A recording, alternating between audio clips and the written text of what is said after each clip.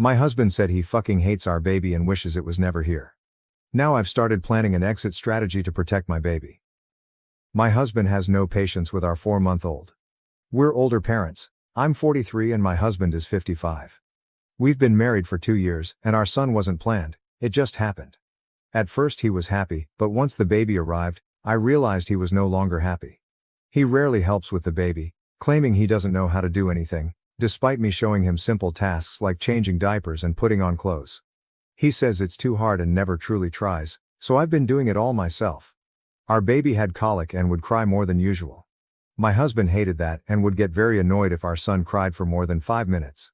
He would yell at me, "Do something, get him to shut up," and never once tried to help. I felt so alone during the first few weeks after our son was born. Then my husband began complaining that the baby was taking up all my time and I had no time for him. Now, our son is 4 months old and has started being very clingy, crying every time I put him down. It's been really frustrating because there are times I have to set him down, but I never let him cry for more than 10 minutes. Yesterday, I had to run an errand and left my husband to look after our son. I wasn't gone for long. It was probably 15 minutes after I left, when he called me, saying I needed to come back because he couldn't get the baby to stop crying. I told him to try taking the baby outside. Shortly after, I got a notification from the baby monitor and saw our son in his crib crying. I was so frustrated that I turned around and came back home. When I got back, our son was still in his crib crying, and my husband was just sitting on the couch. I was furious and asked him why he left the baby crying for so long. He said, "I couldn't get him to stop. I fucking hate that thing and wish it was never here." His comment surprised and saddened me. I know everyone gets frustrated at times, but I feel like his comment was over the top and I don't know what to do anymore. Update. I'm planning an exit strategy that my husband doesn't know about. Even though he apologized for saying he hated our baby and wished it wasn't here, I no longer trust him. Recently, he has been trying to make amends, but I'm still uncertain about my feelings towards him. This morning, I woke up later than usual and found that both he and my son were gone. He had taken our son for a walk without informing me, which made me panic and almost call the police. They returned just before I did. I told him not to go anywhere with our son because I no longer trust him. He insisted he would never harm his son and that his comment was made out of frustration. He felt I was overreacting and was hurt that I viewed him as a terrible person. I told him only a terrible person would say they hated their helpless baby and wished they weren't here. Despite his efforts to help more by changing diapers and feeding our son, I'm struggling to move past his hurtful comments. He has 4 adult children from a previous marriage and he has a close relationship with them. From what I've seen, he seems to be a good father. Some people have suggested he might have postpartum depression, but when I brought it up, he dismissed it, saying he just gets irritated when our son cries for too long. He claims he's working on his patience, but I wonder if his age, 55, contributes to his lack of patience with our 4-month-old. I'm in my head a lot. Deep down, I think I know what I need to do to keep my child safe, but another part of me wants to give him another chance. Had to delete my account due to an overwhelming amount of emails, but here's the link to my first post. My husband has no patience with our 4-month-old. We're older parents. I'm 43 and my husband is 55. We've been married for 2 years and our son wasn't planned, it just happened. At first he was happy, but once the baby arrived, I realized he was no longer happy. He rarely helps with the baby, claiming he doesn't know how to do anything, despite me showing him simple tasks like changing diapers and putting on clothes. He says it's too hard and never truly tries, so I've been doing it all myself. Our baby had colic and would cry more than usual. My husband hated that and would get very annoyed if our son cried for more than 5 minutes. He would yell at me, "Do something, get him to shut up," and never once tried to help. I felt so alone during the first few weeks after our son was born. Then my husband began complaining that the baby was taking up all my time and I had no time for him. Now our son is 4 months old and has started being very clingy, crying every time I put him down. It's been really frustrating because there are times I have to set him down, but I never let him cry for more than 10 minutes. Yesterday, I had to run an errand and left my husband to look after our son. I wasn't gone for long, it was probably 15 minutes after I left, when he called me, saying I needed to come back because he couldn't get the baby to stop crying. I told him to try taking the baby outside. Shortly after, I got a notification from the baby monitor and saw our son in his crib crying. I was so frustrated that I turned around and came back home. When I got back, our son was still in his crib crying, and my husband was just sitting on the couch. I was furious and asked him why he left the baby crying for so long. He said, I couldn't get him to stop. I fucking hate that thing and wish it was never here. His comment surprised and saddened me. I know everyone gets frustrated at times, but I feel like his comment was over the top and I don't know what to do anymore. Relevant comments. OP when asked if it was a head injury since her husband is a father and had kids before. He's never had a head injury. He mentioned that he doesn't remember his own kids crying as much as our baby does. Has her husband been a hands-on father in the past? I've tried to get him to help with our baby, but he keeps saying he doesn't know what to do, despite me showing him. He admitted that he never did anything for his kids. His ex-wife did everything. Comment by OOP. I'm not judging him for expressing frustration. We all get frustrated at some point. But I'm currently at my breaking point. My issue with him is that every single time our son cries for longer than 5 minutes, he yells at me to shut him up or do something now. He doesn't even help or even attempt to. He's only started showing some interest in our son recently because I think he fears I will leave. Update 2. I know most people might think I'm crazy for leaving him alone with our son again after he said he fucking hated him and wished he wasn't here, but I thought things had gotten better. He told me to take some time for myself today, but then he texted me while I was out, saying he needed a break. It completely ruined my me time and gave me so much anxiety. I was already uncomfortable leaving them, but he kept reassuring me that everything would be fine. Our baby is going through the clingy phase right now, and I've tried to explain to him that it's normal, but he thinks I'm enabling it by holding him too much. It just feels like things aren't getting better. I don't know if I'm overreacting or if he's right that I'm holding our son too much. I'm just so frustrated right now. Transcript of text messages. H for hubby.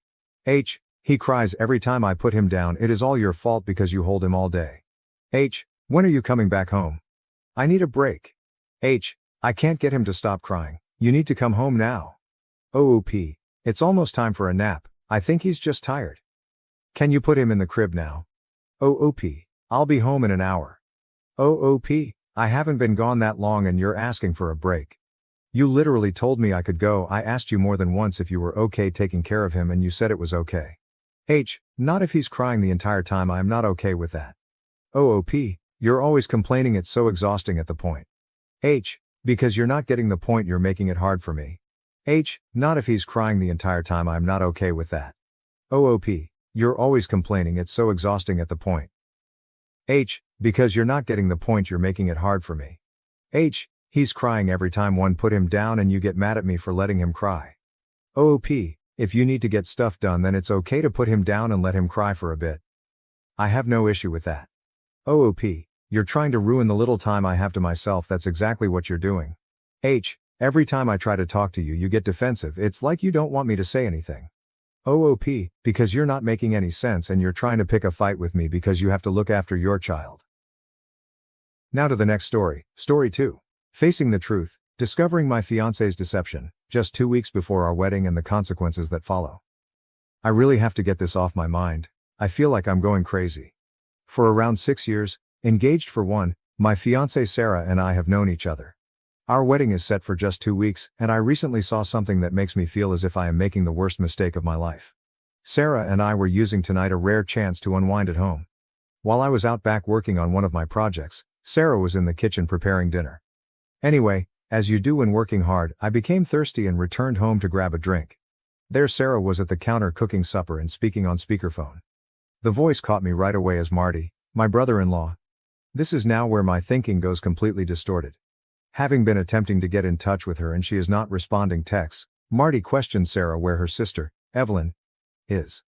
She just left here. She should be home in a half hour or so, Sarah says to him.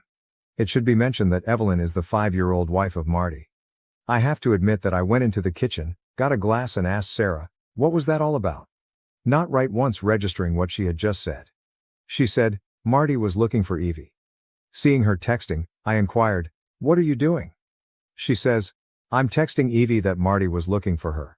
Still, I pour myself a drink, settle down, sip and then at last my brain kicks in. First of all, I heard Sarah tell Marty Evelyn was here. Evelyn was not here. The last time we saw her was yesterday when she visited to work on some last-minute wedding decoration with Sarah. Second, when I clearly heard Marty mention Evelyn wasn't responding to her texts, why is she texting Evelyn expecting a response? Finally, unless she either knows where she is or right now in front of me, texting her to tell her to get her butt home fast, why the hell would she tell Marty that Evelyn should be back in 30 minutes? My only conclusion is that Sarah is presumably alerting Evie that Marty would expect her home in half an hour and is lying to Marty about the location of her sister. Then I spent probably the next 5 hours creating several theories explaining this behavior. Some decent, some absolutely terrible. And running them back in my thoughts. Though I wanted very badly to ask Sarah about this, I doubted I would get a straight response if what I believe to be happening is indeed happening. Which gets me roughly 1 hour ago. About 1 in the morning, I got up to use the loo and found myself driven to check Sarah's phone. Knowing each other's pins, this wasn't a challenging task for us. Still, I took the phone, went to the restroom, unlocked it, and yep, exactly what I was terrified of and most likely what most of you were hoping for. For approximately 6 months, Sarah's sister Evelyn has been having an affair with a coworker. Sarah has been helping Evelyn hide it for practically that whole period. Between them, there are literally hundreds of books covering sex, the coworker, even quite embarrassing topics about my brother-in-law, just stuff that makes my stomach turn. And here is my soon-to-be bride following all of it without questioning. I grabbed some screenshots of the whole thread, put the phone back where I discovered it and then withdrew to my home office to find myself here blogging it all out on Reddit just so I can avoid the primal scream that wants to come out of my mouth right now.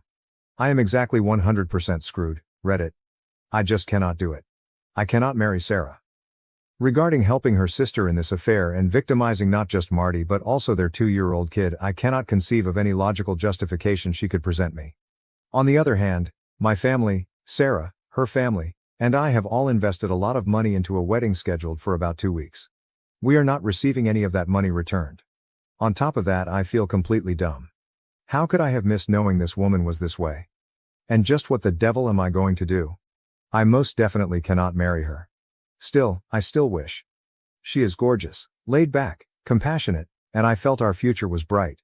She never wronged me, but I just cannot view her the same today. It's like a large black blot on a lovely image. I'm genuinely dreading doing what I know I need to do. I simply don't know how the heck I got this so wrong. I wish I could break something or throw up. Edit. Guys, you clearly don't need to persuade me not to wed Sarah. The wedding is off. I'm simply trying to decide what to do going forward and build the nerve to act. Though the expectations of everyone put a lot of pressure on me, I am not going to bow beneath it. Simply said, I'm not enjoying having to deal with the repercussions. I'm more than a little irate about finding myself in this position. Edit 2, it is 5 a.m. I'm running off a few hours of sleep and have work in 3 hours. I'm going to shower and head into work rather early to avoid stew on this. Sarah and stew are avoided. Thanks to the encouraging folks here and a huge raspberry to the dill holes who keep telling I should figure out whatever excellent reason my soon-to-be ex-fiancé had for this trash. Edit 3, I started working about 7. I started working on the Band-Aid because nobody was in the office and contacted my brother. Living in Australia, he was still up after putting his children to bed. Breaking the news to him about this was difficult since, although I know he has set aside a lot of money for flights for his family and himself to visit, to his credit, as an older brother, he didn't mention it once and simply supported me. He also raised a really important issue. He said, "You deal daily with liars and scammers in a job where this is expected. You are not to blame for seeking somewhere to visit where this is not a consideration." He was exactly right about it, and now I understand why I'm reacting so fiercely to Sarah's involvement in this dishonesty. He also made a brilliant suggestion. He planned to bring his family to Florida for some sightseeing and park visits. Well, the youngsters will now also be accompanied by their uncle. We were going to honeymoon there as well, thus it should be simple as we were going to meet them for some anyway. I'll just offer Sarah's ticket to either my sister or another family member and rebook things to be near his and his family. Though I have responded a few, I haven't had time to review everyone's remarks. Right now, I'm simply trying to divert myself until the day goes on enough where I can reach out to Marty by drinking cup after cup of coffee and attempting to make myself sick. Edit 4. Just performed morning stand-up. Having been here so early, my stomach is doing flip-flops from drinking around 2 pots of coffee. I absolutely cannot focus and concentrate. I'm just going to take a sick day, drive over to check if Marty is available since I feel like I can't really anything from my end until I tell him what I know. If not, I will find him down and phone him. Evelyn works a 9 to 5 like me, hence chances are excellent this works out. Marty is a teacher on break right now. Wish Reddit luck. Edit 5. Arrived at Marty's residence somewhat after 10 a.m. We had a long, really nasty conversation in the kitchen after he had just dropped his daughter off for a nap. He guessed this for a few months essentially, but Evelyn has been rather successful at covering her traces, clearly with Sarah's help and a few of their mutual pals. I regretfully only have a few hundred screenshots from Sarah's phone, not all 6 months of text chats, but I provided him what I have and offered to assist him though I could. I know a few things and a few people since I'm a field analyst in the CU department of a mid-sized insurer specialized in workers' compensation fraud. Still, I am trying to save anything I can from my laptop in the almost brother-in-law's kitchen. Knowing I won't screw Marty over, I have to talk to Sarah tonight and get the word out as soon as I can to my friends and family now. Although our airline has a surname restriction for name changes, I managed to rebook most of the honeymoon thus far. Sarah was flying under her maiden name, thus I had trouble with the ticket. Still, they let me cancel and obtain a partial refund and rebook for my sister, who will be traveling to Florida with 2 brothers and nieces in a few weeks. I absolutely will be letting my family and friends know this afternoon sometime and beg them to keep it close, but I am delaying canceling the venues until after I talk to Sarah since I don't want to tip anyone off until Marty gets his chance to confront Evelyn. Right now I'm essentially in a frenzy, canceling whatever I can cancel, and I'm heading down to the bank in a few to open a new account and pay my payments and straighten my money. Though some have highlighted them, it should be really decent. Since we were not married, the mortgage is in my name. Although Sarah did contribute roughly $20,000 against my $60,000 down payment, I have more income. Though it could be worse, I will most likely have to pay her out that money and a portion of the mortgage payments for the last 16 months. Update was sent as an edit right on the same post. Right now it's about 8:30 p.m.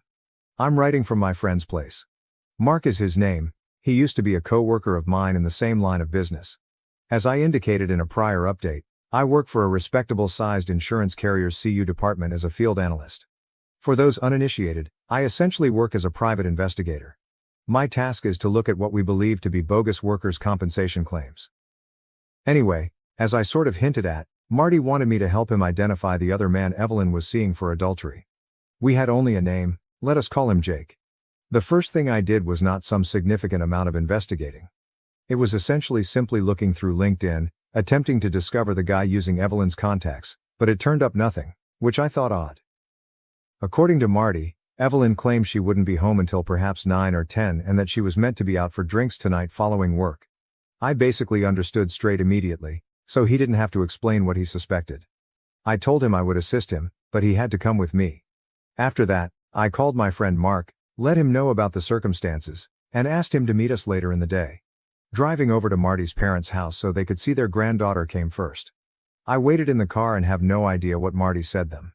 We next headed to Evelyn's place of employment. One of those big commercial strip malls, it features a sizable non-gated parking park and all of these bland offices in a row. We drove till we came at Evelyn's car, then using the second set of keys, I had Marty unlock it. I next handed Marty a GPS tracker to put in the car and a voice-activated recorder. Once finished with that, we went, parked somewhat down the street, and watched for Evelyn to leave the company and for my friend to arrive. About 20 minutes later, Mark arrived, climbed in the car with us, and about an hour later Evelyn emerged from her workplace carrying 2 of her pals along with a tall, younger-looking man with sandy blonde hair. Clearly holding hands, I thought, damn Evelyn, you're making it easy for me. After a few shots from the car, I waited for Evelyn to leave in hers and began following her.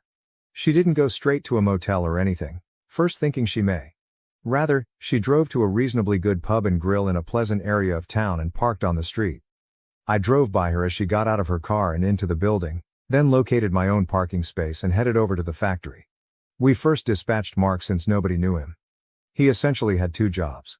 First, try to find any compromising photos of Evelyn and Jake. Second, provide my alibi. After about 20 minutes in the car, Marty and I received the first in Mark's series of text messages. These images show Evelyn and Jake making out in front of their 2 female colleagues. Captured Marty's misgivings were correct. They were enabling Evelyn to keep the affair from him. He was clearly really agitated and offended. One of the colleagues apparently is married, and as a couple they get along well with Marty and Evelyn, both of whom have children around the same age. When I asked Marty whether it was sufficient for him, he stated he still genuinely wanted to know who this guy was. We could find out later, I tried to tell him, but at this point he was nearly begging me, so I begged him to wait, texted Mark that I was on my way, and then I went inside the pub myself. Evelyn and her gang were laughing and drinking at one of those big circular tables close to the front window. First thing I saw. I halted as I came in, acted to be startled, then yelled out to Evelyn, "Hi, you're doing here?" Clearly startled to see me, everyone surrounding her stiffened up right away. Evelyn stated we were being married in 2 weeks and fast introduced me as her sister's fiancé. Everyone was congratulating each other really extensively. I thanked them and then reached out my hand to the blonde man, introduced myself using my entire name, thinking he would react in same manner. He did. I was a little surprised since he wasn't named Jake. I greeted everyone else and then told Evelyn I was going to see a coworker. I waved to Mark then excused myself. Once I walked over to Mark, I told him the guy's name. We both grabbed our phones and headed to work. We located him not too long ago. He has social media profiles and a few court case rulings against him. When we learned Jake was his middle name, everything almost came together. At this point, I'm basically happy Evelyn isn't cheating on Marty with 2 other colleagues.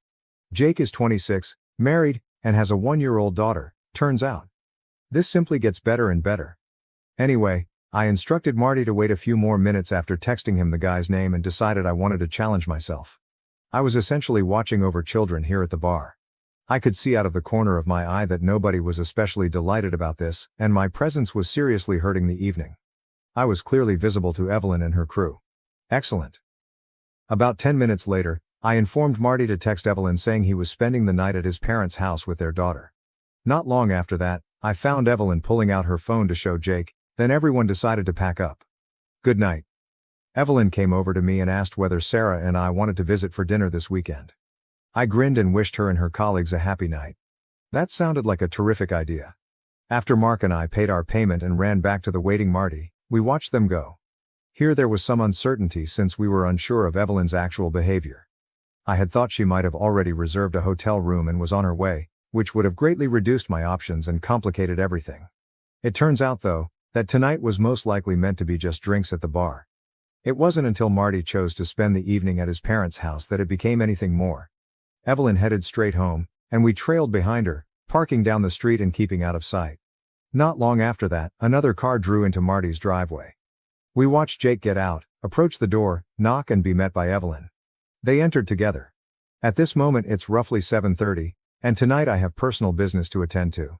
As a friend, I believe I have done rather nearly all I could have for Marty. He can manage the remainder alone. I mean, I feel awful for the guy, absolutely, but I don't want to participate in this drama any more than I already do.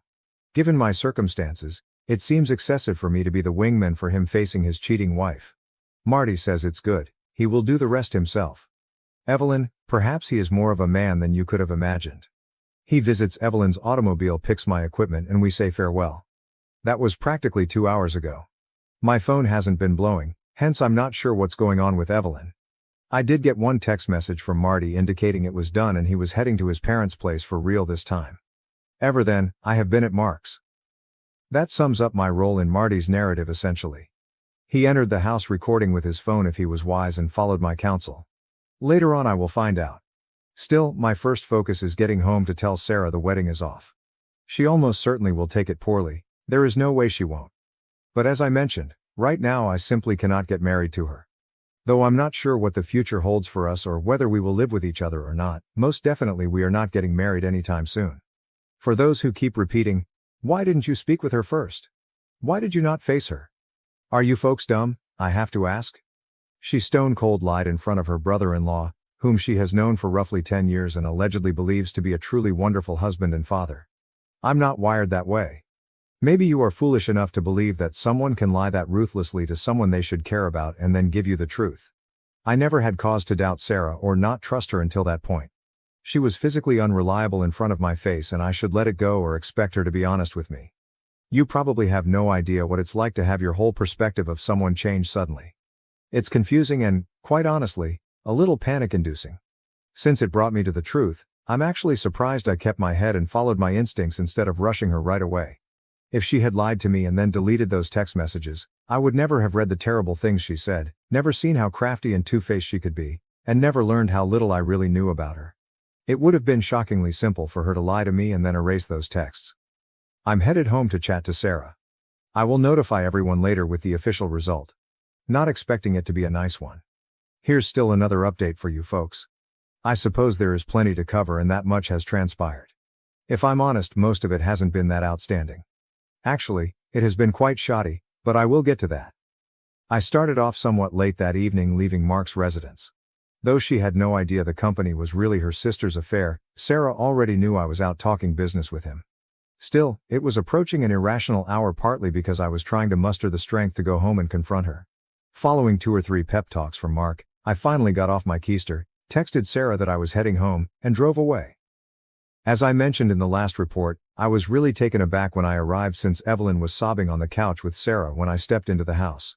This was most likely the last thing I expected, since Evelyn's car had disappeared from the driveway when I returned home. I stopped momentarily and almost spun around and left. I thought Evelyn's presence would make a terrible scenario a million times worse, so this was not how I expected this to be going down. Still, I had plans for which I wished to advance.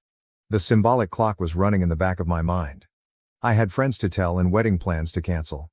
Both Sarah and Evelyn glanced up at me in thanks when I walked into the room, but the litany of charges never materialized. I just looked back, questioning my eyes. The moment passed. Evelyn returned to crying. Sarah returned to consoling, and I let the awkward half-minute hang in the air as I considered. Marty seemed to have neglected mentioning my help with Evelyn's affairs discovery. Not for any other purpose than to watch how Sarah responded, I chose to play dumb. I settled on a reclining chair, dropped my laptop bag, and pulled my phone from my pocket. I pretended to be fidgety with it, then asked them, "What's going on?" Evelyn simply kept crying, but Sarah turned to look at me and said, "Marty is divorcing Evie." Well, certainly, I figured as much. I chose to forward with the obvious inquiry. "What for?" I said to her. Sarah looked at me and stopped massaging Evelyn's back momentarily. Her face seemed to twist and distort practically. Imagine the look a 5-year-old produces when you order them to finish their lima beans or eat their broccoli. Evelyn looked at Sarah a way I wouldn't have known from a sister, and there was a pregnant silence until Sarah blurted, "She cheated on him." Now, I have to admit, this answer really stunned me. I had definitely not expected this. Indeed, the more cynical readers here could believe that, well, the cat was out of the bag, so there's no point in hiding it. And indeed, that is accurate. She could have, however, equally easily pretended to be ignorant, or perhaps phrased it another way. Like Marty accused Evie of cheating, instead of essentially verifying it to my face. Though it's part of my job to pay attention to not only what people say but also how they say it, so maybe I'm being pedantic here. Evelyn wasn't happy about this. She sort of sank into the couch a little and performed this unusual simultaneous sigh and sob. I must have stammered a little, but I wanted to keep on and head for the gold, sort of speaking. Sarah most likely saw it as shock, and although she would have been right in a sense, just not in the way she would have anticipated. "Do you know?" Sarah nodded, her hand still massaging her sister's shoulder. She said nothing. Not slow, I asked the clear follow-up. "How long?" 6 months came back far more readily than I had anticipated. Her easy admission to it startled me.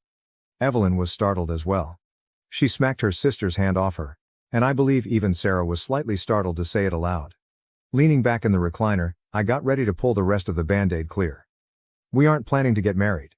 From both sisters, there were 2 looks like surprised goats and a chorus of "What?" Rising, I repeated myself, "We're not getting married. Not for 6 months especially. I cannot wed someone who would hide infidelity."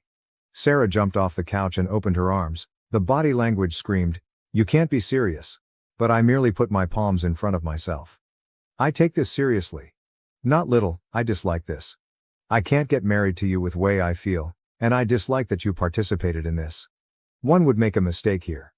The waterworks began right away, and even Evelyn performed the perch-like mouth action meant to be sucking air. Wails from Sarah, claims of not loving her, appeals to my sense of obligation, lost money, trouble for all our friends, humiliation of it all. Though it was really nothing I hadn't considered, hearing Sarah express it through agonizing sobbing felt quite different. I responded, "Look, I already canceled the honeymoon," trying to persuade Sarah of the finality of it all. Well, maybe not, since I have no idea how long Marty would have kept my involvement in everything off the books. Not happening is what I'm saying here. The second it left my mouth, I realized it was a bomb, and the explosion was almost instantaneous. To her credit, Evelyn had always been really fast on the pickup, which most likely helped her fool her husband for so long. When she combined my look at the bar earlier in the evening with her awareness, I could almost see the realization setting in on her. She yelled, "You son of a expletive," and shot across the room at me. Though I'm not a big man now and I'm not slouch either, the power Evelyn threw at me caused me to lurch backward. I hardly had time to grab my hands before her finger-based raking of my face began. I nearly dropped the phone I still had in hand, but I pushed her away and yelled very loudly, "Evelyn, get off me! Sarah, get your sister in line." Evelyn sprang for me once more, but shockingly Sarah wrapped her arms around her sister's waist and kept her in place as asked. Holding my phone up for emphasis, I exclaimed, "Get out of here right now, or I am calling the police," at Evelyn. Sarah urged us both to cool off. She doesn't have anywhere to go right now," she told me, and Marty took her car keys. That explained the empty driveway automobile, but it didn't really matter. With Evelyn, I was 100% through and I wanted to make sure she knew it. I marched into my house office, slammed the door, and called the police. I said I had locked myself in my office, had been attacked by the sister of my fiancé, and that I was bleeding from my face. My vision was fuzzy and Evelyn had scraped me really nicely around the inside of my left eye. I was afraid for my life. I even informed them I had on my phone the whole fight captured. Sarah knocked on the door just as I was wrapping out my call through. Kindly leave. We have to discuss this. Kindly, I love you. Please, do not do this. We have no need of doing this. Even Evelyn wants to apologize. She feels guilty. Though Sarah was clearly losing her expletive, I'm rather confident last one was a lie. I ignored her, and her attempts to cajole me from the office stopped most likely just as the cops arrived at our front door. I decided to come out when I heard Sarah chatting to them. Two men made up the cops. One of them appeared younger than me, perhaps around Sarah's age, and the other one appeared older and more irritated about life in general. I said hello, pointed at Evelyn, said she attacked me, and volunteered to show the cops the tape I recorded. The younger one questioned whether I intended to file charges. I agreed. Once more, he asked me whether I intended to file charges. Again, I answered yes. Both police glanced at each other at this time. Before the young cop could open his mouth once more, I exclaimed, "Yes, damned it, I want to press charges. I have video proof, this is going to court.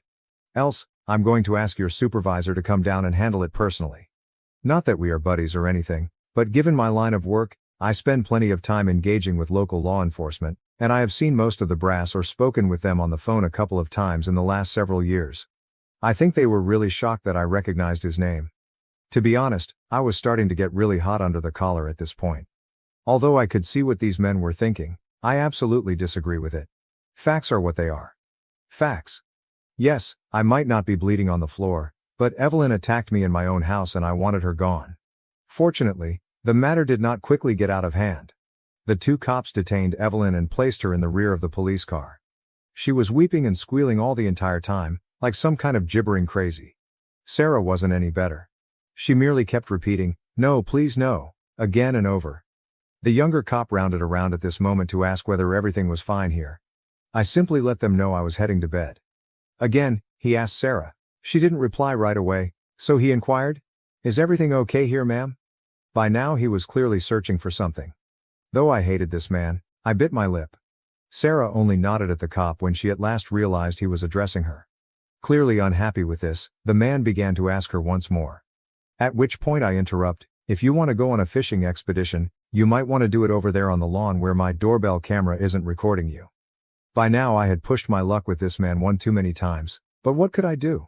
I believe I was most likely around 30 seconds from having the cuffs slapped on me until his teammate arrived and essentially drew him away. Presumably in his late 50s, he was an elderly man who most likely didn't want to handle two arrests straight at the start of his shift, particularly given one of them clearly would be more hassle than it would be worth. He most certainly guided him out of it, and they left carrying Evelyn away and hopefully permanently out of my life. By now I'm considering whether or not I want to remain here. My parents reside a few hours away, and considering how poor I will be in the near future, ruled out either their apartment or a hotel, so I just chose to sleep in the guest room. I told Sarah we would talk tomorrow, that I was sleepy and didn't want to be bothered. She made some fruitless attempts to persuade me to interact with her in conversation or sleep in our bed. She let me alone, thankfully, and I crashed harder than I had in years. Which basically puts us up to current with the most recent upgrade. But, dear Reddit friends, let me tell you this, the next day was most certainly the strangest effing day of my life. I first got up at 11 a.m. Sarah had cleaned the house from top to bottom. She was still home. I mean, the floor gleamed, the toilet shone. I could lick the bathroom's linoleum and it would have most likely been minty fresh. She clearly had been busy, but when she noticed me she sort of hovered out of direct range, not exactly interesting but seeming like she wanted to say something. I understand. Last night was horrible for everyone and she was most likely unsure. Did I just call off the wedding right in the middle of things? Was I treating this seriously? Was I genuinely furious? Breathing deeply, I told her we had to stop our conversation. I considered rebuffing her when she tried to seat next to me on the couch, but I didn't. We were not getting married, so I didn't have to act like I disliked her since, honestly, I didn't. Though I was mildly appalled by some of the things I had read in her text interactions with her sister, I was disappointed in her. Yet, we were both hurting here and I didn't want to make it any more complicated than it already was. For Sarah to really and completely believe the wedding was off, I had some more convincing work. She was not responding well, that is, understated. She was absolutely wrecked. She was, I believe, occasionally hyperventilating. Though clearly not only was this my idea, but I had also had more time to come to terms with it. I was keeping it together better. She finally addressed the important question. What about us? People are going to hate me a lot for this, especially the kind of Redditors who believe any transgression in a relationship qualifies for nuking from orbit. One could even argue that my calling off the wedding resembled throwing a Moab over our 6-year marriage. Actually though, I had no response for Sarah at that very moment. I told her so. I just didn't know. I claimed I read all those text messages and it revealed a side of her I didn't know existed, and that I wasn't sure about her or our relationship anymore. I replied I couldn't understand why she would go along with Evelyn, discounting Marty and participating in, even egging her on, and cheating on not only him but also their daughter too. I know, it was wrong, I know, she said repeatedly. She couldn't offer an explanation when I asked her for one. She merely stated she had to pick her sister and that she got carried away. I told her I considered a good sister to be someone who kept you on the straight and narrow and refused to grant a free pass allowing you to be a douchebag. She agreed with me and claimed she would try better, but Evelyn had always been the boss when they were little and she was always the follower. I get this.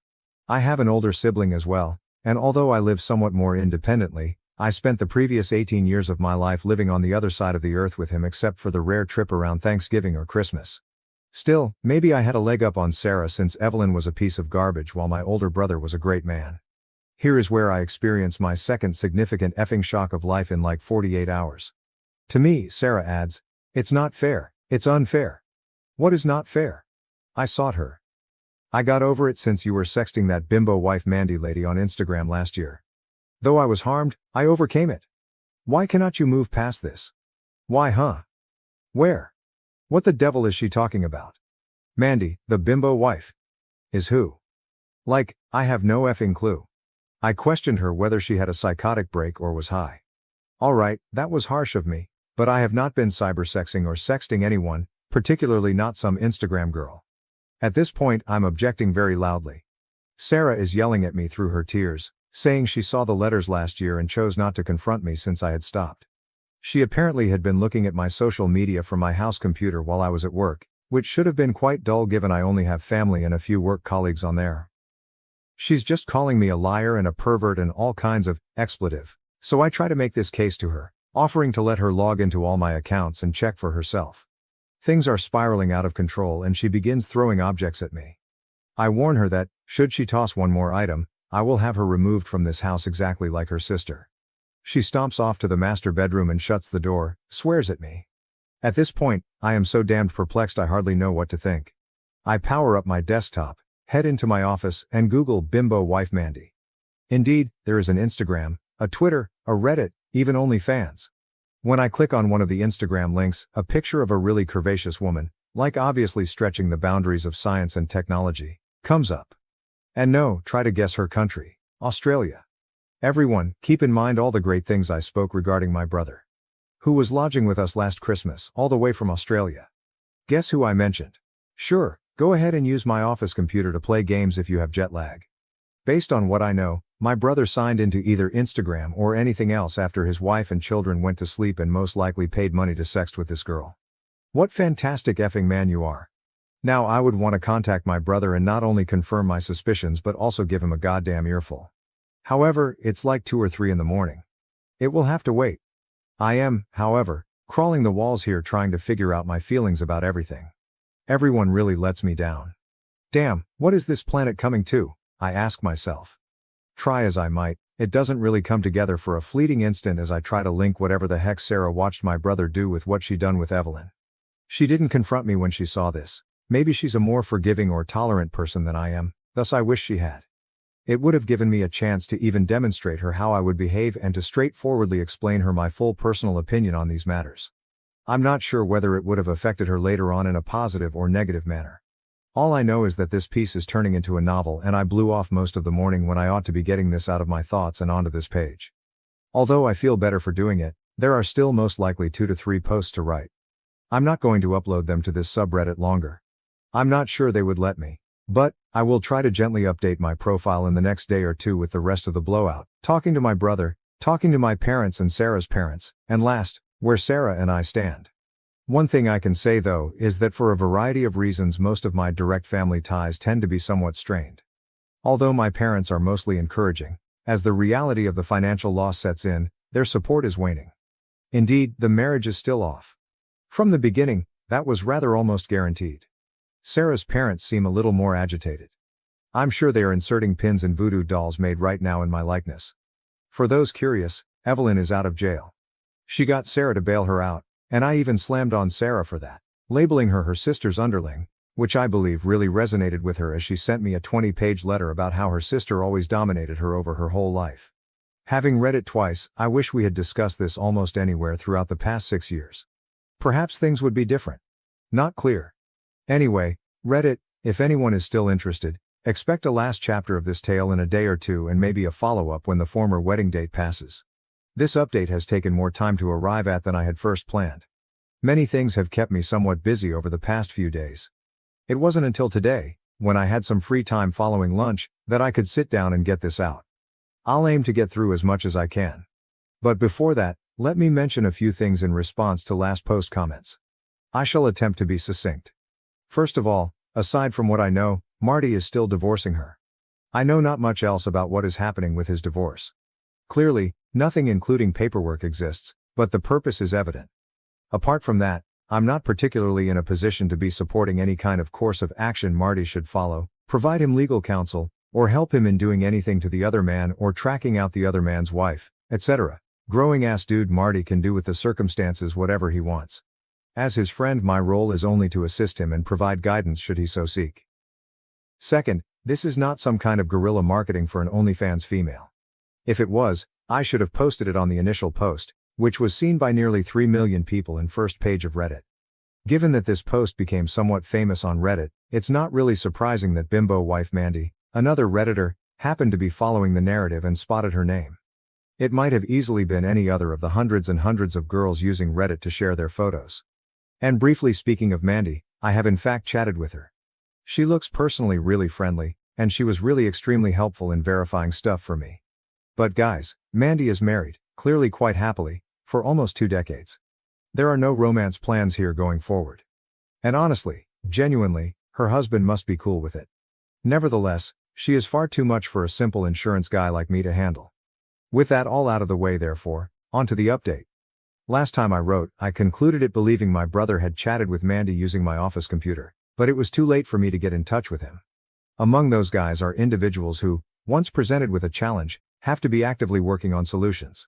This is fantastic for my line of work, but in circumstances like this all I was doing was driving myself crazy. I thus made the decision to inhale deeply, wait till later and go on with what I had to accomplish, leaving everything aside. First thing first was trying to get every person from my side who I had invited to the wedding notified of its cancellation. As you may remember, I had previously told my parents and had them call my relatives on the day I made up my mind. Only Sarah and I know the full guest list, thus I had to do the rest alone.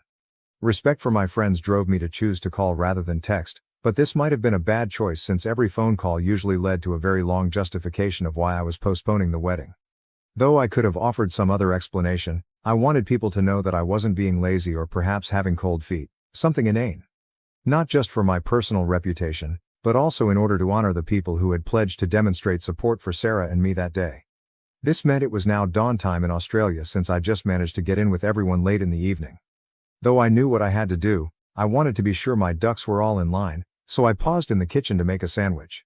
Sarah wasn't home, I noted. When she departed and settled down to eat and consider what to do about my brother's predicament, I had no idea. For simplicity here, let's name my brother Carl. Carl and I have always been really close even though he is 13 years older than me.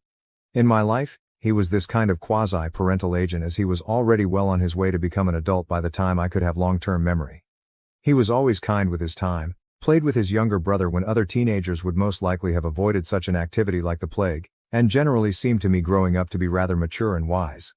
Simply said, I really respected him. I was still getting used to the concept that he had been sexting a female not his wife in my house, and I had to make decisions. Talking to him about it was clear-cut, but at this point I didn't know if I cared about having him confess only to clear my name considering how shoddy my relationship with Sarah was. Anything may be saved though? For minimum propriety at least, I had to holler at him about this and persuade him to stop. I wasn't sure though, if I should tell my sister-in-law about it or not rat him out. Everything rested on what he said me and whether or not I trusted him. After eating, I got onto Facebook and video phoned Carl. Carl is nearly always available during the day and now works largely from home as a remote office worker since his expertise is IT. And today was exactly the same. It hardly rang more than once or twice before his response. We greeted one another, exchanged some niceties, and then I just sort of jumped into it and asked him whether he had been using my computer to sex chat with ladies on the internet when he was visiting me. Carl's expression froze, and he bent over the camera's out-of-frame view, clearly closing his office door. Definitely yes, I did. Ask me why? He asked me. Under my breath, I swore and told Carl Sarah had believed his flirting was me since he used my computer. I told him I wasn't glad to pay the hit for him, and I questioned him straightforwardly whether Karen knew about this or not. He hesitated for a few seconds, stammered over his words, then looked a little ashamed and answered, "No, Karen didn't know. He would want it kept that way." He continued by saying that, mostly in the bedroom department, their relationship had been very difficult since their youngest was born 4 years earlier. Carl had always been a quite reserved guy, particularly in terms of personal details. At least he had always been that way when he was chatting to his much younger baby brother. But this time he merely let it all fall out. Things had been horrible. Karen was always exhausted no matter what he did or how much he helped around the house. He had been bored of being turned down. Eventually, this resulted on issues on his side. Some type of performance anxiety on the few times Karen would actually feel up for some bedroom fun, and things just grew worse from there. Basically, there's no amount of socks picked up, laundry folded, dishes washed, or time spent minding children that would get me laid. It was just not happening, he stated. So I started to spend time in my office at night working. He even used the finger quotes to convey this. Apparently, his working at night became a quite strong addiction to OnlyFans sites, which swiftly spiraled out of hand given the relative privacy he enjoyed at his office for legitimate work. When I asked him whether he was still doing it, he swore up and down saying he wasn't. When he said it I thought I believed him. He seemed to be honest, but I just got this niggling sensation in the back of my mind that something was wrong. Perhaps it was because of all the dishonesty I experienced lately, but I was questioning my own brother, who has been a stand-up person to me our entire life. Being in this state truly disgusted me. The challenge I now encountered here was somewhat sophisticated. First, I would have to have my brother inform Sarah that it was him all along if I wanted my name cleared. But if he did that, then there was no assurance Sarah wouldn't angrily tell Karen. Though at the same time I didn't know if I felt comfortable perhaps throwing a nuclear on my brother's marriage over something he not only stated he stopped. Personally I thought it would be better if Karen knew. This sort of moral gray area is what I find. Though I didn't know exactly what to do, I urged him to notify his wife about this and start marriage counseling. They had been coming for the past 6 months, he added, and while it was beneficial, receiving a prescription for some generic Viagra had truly helped him. I really took at that, carefully misting my computer screen with water. He told me they had been attempting to schedule at least a couple of times a week intimate time, and the Viagra had helped him overcome performance anxiety to the point where now they were both looking forward to time with each other after the kids went to bed.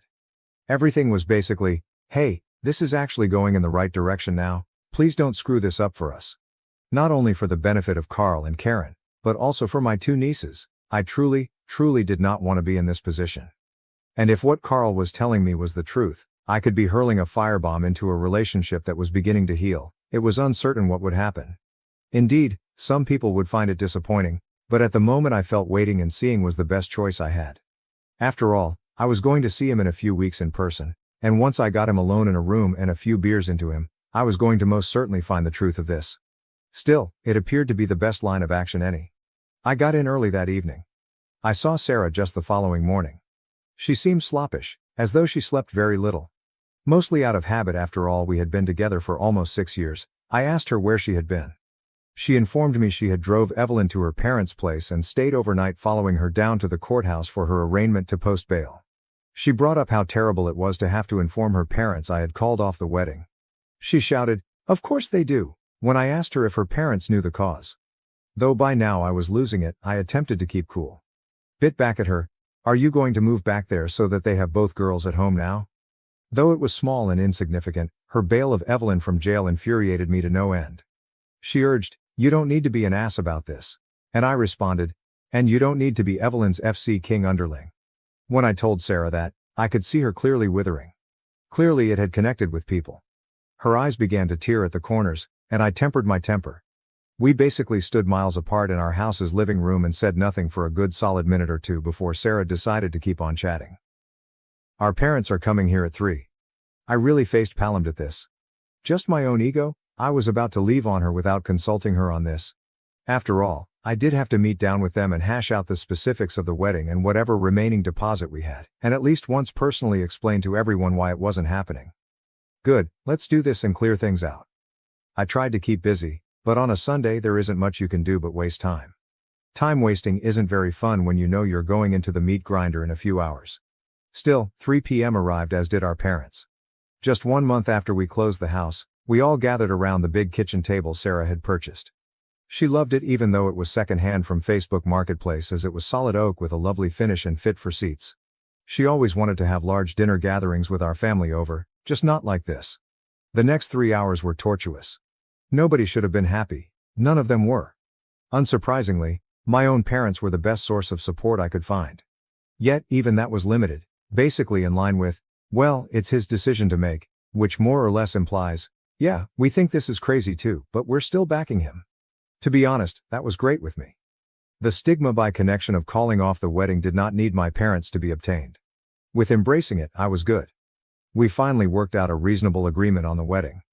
We would try to retrieve whatever money we could, divide it back, and then eat whatever losses there were shared together. When it came to the house though, Sarah fiercely disagreed with my suggestion of reimbursing her or her parents the deposit. She basically intended not to move. As you can guess, Sarah and I hadn't really discussed the SRS, same-sex relationship status, living together scenario in too great depth. She was startled when I even mentioned clearing the house equity, since the message here is that I expect her to leave our house. She had a fit, I have no guilt about it. Before attempting to work with her parents on a payment schedule, I should have resolved our relationship status with her first. It definitely indicated to everyone how I felt about our relationship. And Sarah was beside herself. Even if I believe our parents expected it, or at least understood. She made it plain. "I am not moving out of my house, and we are not breaking up," she said, clearly rejecting our splitting over this. And that's essentially how my Sunday night came to finish. Sarah and I tried to talk it out some more once our parents left, but we kept circling each other and I had to restrain my natural inclination to run her down until we found a solution. I wanted to switch off my thoughts since, truthfully, I was also rather exhausted. Unbelievably, we ended up just sitting on the couch watching a movie together until it was time to turn in for the night. We left it there with a, "We'll talk about it more tomorrow," and headed to our respective rooms. Monday morning I woke up to a sizable handwritten note shoved under the door from Sarah. I thought I would deal with it later after glancing quickly at the first few pages and headed to work. Sarah still laid in bed when I left. She had to have written that letter late. I started phoning suppliers and venues on my list at the office and set some appointments. It produced mixed bag of outcomes. Under the pretext that I had ordered most of the food, the catering crew insisted that I pay most of their rates. Over here, I shot back at them like, were they expecting me to eat a week-old steak? But my request went unheard. I tried explaining what happened to the woman running the catering company, but it appeared to further strengthen her will to extract as much money from me. By contrast, the DJ I engaged for the entertainment was quite friendly and returned practically all the money. Events proceeded as follows. And during the day, between calls and working, I perused Sarah's letter. This is 20 pages of written work now, hence I will just summarize. The essence of it was that Evelyn has bullied Sarah from infancy onward. Sarah's approach of handling this was to basically follow anything Evelyn wanted to hear. She continued, saying that she was simply terrified and that her life now operated in a kind of generic manner. Fear to upset the balance, create a disturbance, or occasionally even express a viewpoint. I considered this as, honestly, when I look back at our relationship with a more critical eye, I kind of feel that Sarah was a somewhat too perfect of a girlfriend. She never disagreed with me, never chose her plans over mine, or even fairly argued too forcefully against anything I wanted to undertake. She deliberately tried to be helpful and, generally speaking, behaved more or less like a yes woman in our marriage. Until now, we had never even so much as had a mild debate in 6 years, let alone a full-fledged fight. From a relationship's position, everything sounds fantastic. Until naturally, it isn't. You know, what they call people-pleasing behavior. That is, this deep-seated insecurity and drive to make others happy. When I start looking at it this way, a lot of things make sense to me and I start to realize that despite being with Sarah for 6 years, I really don't know her that well. She seems to have presented this picture all around her, which is essentially a mirror reflecting whatever she believes others desire. In terms of our relationship, she has essentially been playing the ideal girlfriend but never actually letting me inside to see her personally. Hell, it's probably certainly simply another reflection, this time of Evelyn and all her warts and faults. Therefore what I saw in those text conversations is not even the actual Sarah. This sounds strange, but it's as if we are in an unequal relationship whereby perhaps she loves me for who I am and how I present my ideas on my face and my heart on my sleeve. Perhaps though, I love her just for the mirror she is pointing up to my face. I'm right there as well, however I'm not sure if this sounds too metaphysical for you. I'm still attempting to grab by my fingertips this wisp of an idea. The letter Sarah sent me was the first actual insight into her upbringing that I had seen. All I know is that in the past few days, I have most likely learned more about her than I have in the past 6 years. That evening, we continued our conversation, more especially, regarding her behavior and background. Our final decision was that she requires assistance. Too afraid to offend anyone lest she face her sister's fury, her parents' censure, or the loss of love from the one she loves, she is a grown woman who is sadly trapped acting like a child. This is not how a relationship should be, so I can say that I feel far more confident and sure that my call-off of the wedding was the right one. Actually, it may not be any more accurate. After our conversation that evening, I went to bed far less tense than I had in a few days. I couldn't locate more, hence the story most likely finishes here. Thus remarked Pepe if you watch this long-ass video. Now to the next story, Story 3. My brother-in-law peed on my belongings for months. Discovering a horrifying family history of abuse destroyed my marriage. For months, my brother-in-law left me pee on my stuff. Finding out why revealed a terrible family background that shattered my marriage. For 10 years, Ted, 34M, my spouse and I, 29F, had been together. We dated all through and got early in college. I completed before him and spent a semester traveling while he was finishing so we might relocate to another state. He ended up needing to repeat several classes, hence when I returned we couldn't relocate yet. Since I had nowhere of my own, I moved in with Ted and his roommate Ash, 32M, as he was still in school. I made sure Ted approved it with Ash before we moved so my male cat could accompany us. Their dog was elderly, but Ash claimed he was good with it. About 3 weeks after we moved in, I began to notice that our bedroom smelled strongly of urine and we were unable to locate its source. I knew it wasn't my cat since she is toilet trained. The dog couldn't enter our room since it is on the second story and he suffers hip issues. I began to find clothing on the floor smelling like urine. When I asked Ted, he said he knew nothing. I questioned Ash if he was bringing the dog upstairs after 3 months of annoyance and this occurring around twice a week. No, he replied. I had had enough at this time. I stopped leaving garments anywhere, but I was still discovering pee and stuff like throw pillows, shoes and so forth. After breaking down one day, Ash proposed it was my cat claiming his territory, as male cats are notorious for doing. Since it was simply on my belongings and a new location, he felt it made sense. If any of you own cats, you are aware that their pee smells different from human pee. I put up a webcam in our room since I trust my cat completely. My boyfriend knew about my rent payment, therefore I reasoned this was the best method to find out where the pee was coming from. Ash was indeed walking into our room and pissing on my belongings.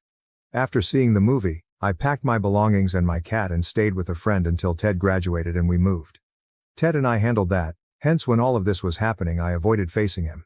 Not really spoken to Ash since then. Though we usually avoid each other at family events, he was the best man at the wedding. Ash lost his job and housing with the epidemic and is quite broke. He wanted to move in with us, but I really don't want to since he left urine on my belongings. When it happened, he was a grown man, 25 years old. Their entire family is now calling and texting, telling me I'm an ass for leaving him homeless in the middle of an epidemic. Still, it wasn't their belongings that were left pee-stained on. Although he is losing his house and his cat deserves a home, I am harboring resentment since he left urine on my belongings. I cannot simply grab his pet and abandon him to the elements, it was made rather abundantly apparent. Although I know I'm justified, Ted claims he couldn't do that to his brother, and the employment situation is better here for his kind of work. First edit number 1. I appreciate all of you spending time to consider my present situation. I had to stop responding for a bit as I'm at work right now, but I'll get back to everyone in the morning. A few of questions have surfaced several times. He is in therapy? After Ted's mother made him go, he was last I checked. That's how we learned the reason he did this. Our best friends were Ash and Ted. Me entering Ted's life threatened enough for him to want to separate us. Clearly, it failed and it only caused Ted to go no contact temporarily. According to his therapist, Ash owed his brother apologies. My mother-in-law, the person who got them back in touch, said Ash asked for pardon for his deeds. I could deal with it as long as I didn't have to be with him and he never set foot in our house. They reunited. Why did he show up for the wedding? The celebration for our parents predominated when we were getting married. Although my parents planned a large wedding as I am the first of my sisters to be married, we were not bothered about the courthouse. We could not exclude Ted since all of his brothers and all of my sisters were bridesmaids and groomsmen. After all, Ted and Ash are best friends. I didn't care as long as I didn't have to snap selfies with him and he didn't deliver a speech. Why cannot any of his family accompany him? While the rest of the family resides on the West Coast, we live on the East Coast. After several comments, I'm beginning to question this next section, but I'll say it nonetheless as that's the facts I know. Ted's career is far more employable on the East Coast than on the West, thus going across would reduce his prospects of getting a new work in his sector. I am working to persuade every brother, there are 8 more, to contribute in a small amount so, between us all, he can stay there. Why would they find me to be an ass? His entire family forgives and lets go quite naturally. Things that are horrible to me, car theft, false college degrees, money theft, have been pardoned by them. They so truly believe that this was only a one-time occurrence and that has outgrown it. I simply need to get over it. Apologized, he asked? I find it somewhat sour that he apologized to Ted but not to me. Though you guys are right, it would be self-serving of him and a means of getting back into my house and maybe causing further problems. I was thinking of accepting an apology. Paid for the items he left behind? I just kept washing the urine-stained items as I had no idea where the pee was coming from. Following the video, I did toss anything I recall having been urinated on, that which had no emotional worth. Still, there are 2 pairs of damaged shoes in my house right now. He did not pay for the items I tossed, and to be honest, I never considered asking him. Should I merely cut my losses? On this, what is your husband's stance? Ted is the greatest human being in the universe. He really tolerates enough of my pranks to let Ash move in if it would make him happy. Ted was agitated and cut off totally as soon as things started. They made up though. As his mother mentioned, the therapist thought it would enable him to atone. Ted has never once urged me to be with Ash or for him to visit our house. Ted assured me it was very fine if I turned Ash down as the best man when we got married. Still, I love him enough to handle him when it's called for, such around Christmas and major family gatherings. Are the videos visible to me? Though I regret to let you down, no. Though I'm annoyed as I could be at the man, I do respect privacy. I honestly wouldn't believe me if he told me one of my sisters was peeing on his belongings, hence when it happened I just gave it to Ted so he would believe me. To the best my knowledge, he has only given it to 2 of the elder brothers and his parents to prove we were not fabricating things. Curious as I am, I would want to thank you for your medals. They are beautiful and shiny and make me feel as though I recently came out victorious from the Olympics. You folks are the finest. I also want to thank you for the really great nicknames and jokes.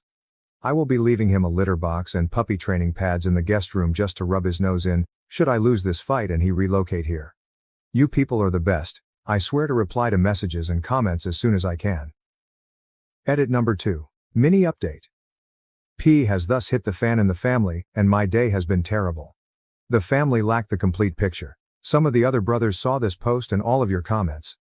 Not apparently did our brothers either. I'm way over my head, hence numbers 3, 4 and 8 are on their way here to handle it. The messages saying me I most likely had it coming, that I wanted it, or that I deserved it deserve a big F you. I wish the P-man pays you a visit and stains your toothbrush. I appreciate your wonderful comments and worry. I appreciate the reality check references. I appreciate you waking me to my several flaws. Though things suck right now, hopefully in a few days I will be able to provide you guys closure or at least additional responses. Remain hydrated. Update 1. As you all advised, I showed Ted the post. Ted realized he had done wrong by me after reading some comments. Though I was cool with it, it was still improper of him and the entire family to be as they are. When the whole event happened, he sincerely apologized for not asking more from his brother, family, and self. Ash moving in with us was certainly not going to happen, he stated. He also inquired of various professional acquaintances whether Ash could get work as an engineer. One of those contacts turned out to be someone employed by the same company Ash did.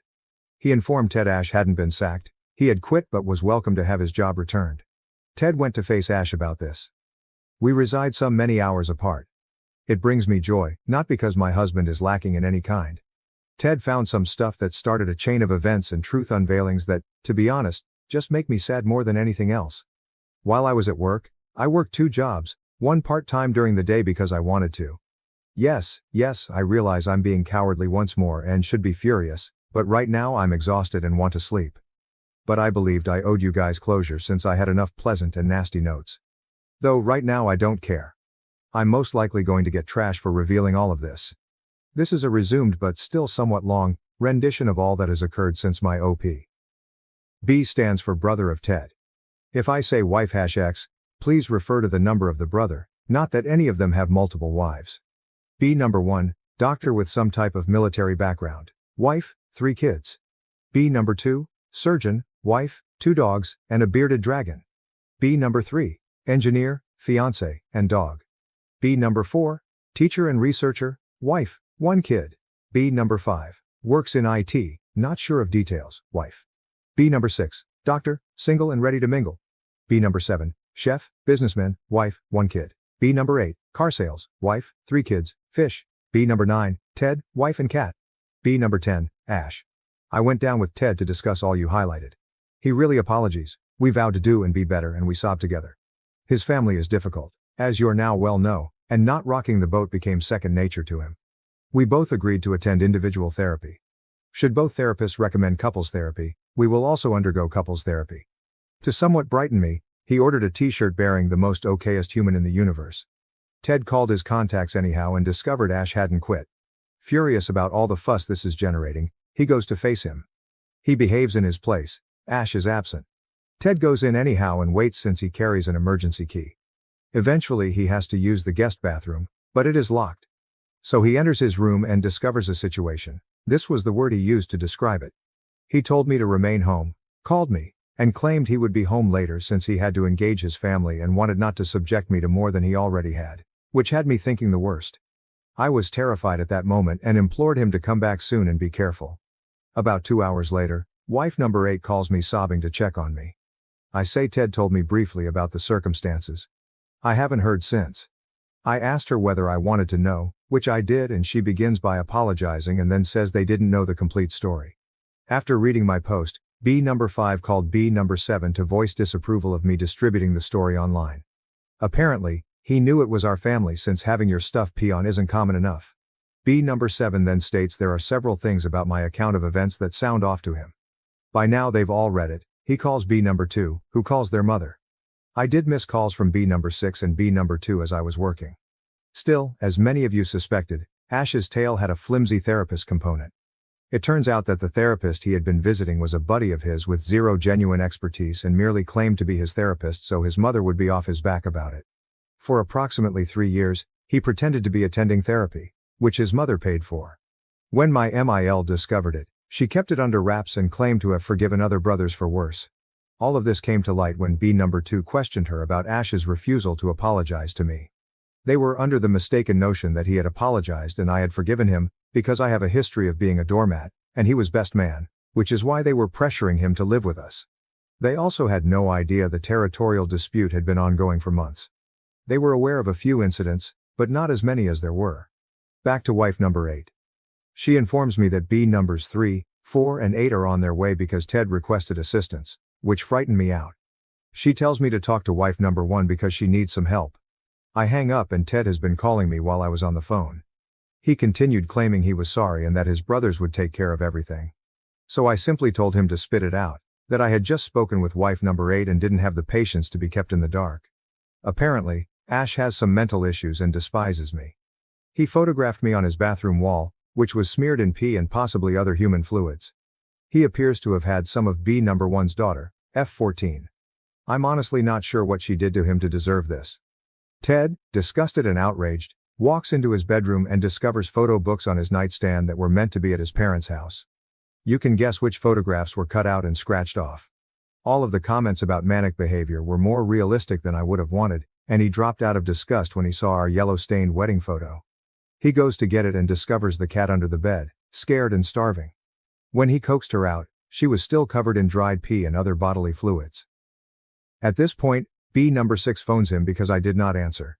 Ted tells him what he discovered, that Ash is not home, and that he had to take the cat to the clinic. B number 6 orders him to stay there till they figure out where Ash is. They begin calling each other. B number 1 is furious, threatening to murder him because of his daughter, which is why he didn't attend. Now that all of the brothers are aware, there are a variety of emotions running high, ranging from wrath to concern. They do not know where Ash is. Ted phones his mother to scold her for lying, covering up and reconciling them, despite the fact that she had no idea he was lying about the therapy when they were reunited. She cried and stated she knew B numbers 1 through 8 had plagued Ash when he was a child, and she had done nothing about it, failing as a parent. She claimed she was attempting to make amends by protecting him. When we got married, my mother-in-law was quite strict with Ash, and I assumed she was being protective. Later, Ted informed me that he recalled his mother questioning if it was a good idea to have him as best man, which we both overlooked as weird. She had always urged Ted to be involved in Ash's life, as she explained to him after their fight, claiming that the more present Ted was in his life, the more stable he was. She stated that she never told him since she did not want to put him under such pressure. Ted claimed that by the time she knew he was lying, he appeared to be in good health and had overcome his problems. After hanging up with his mother, he contacted me to apologize and tell me everything. I called out of my other job because I cannot go to work like this. I have a lot to think about, but I will keep you updated. I called Ted and informed him I was on my way since someone needed to care for the cat. He stated he didn't want me to see any of that, but I'm really worried about the cat. At this point I am just numb and want to feel helpful. About an hour into the drive, I received a notice from our Ring doorbell, which logs visitors to your door, and it was a delivery of sunflowers, Ted's favorite flower. He is quite confident in his manhood, so please do not turn this into a thing. I instructed the delivery person to read me the card.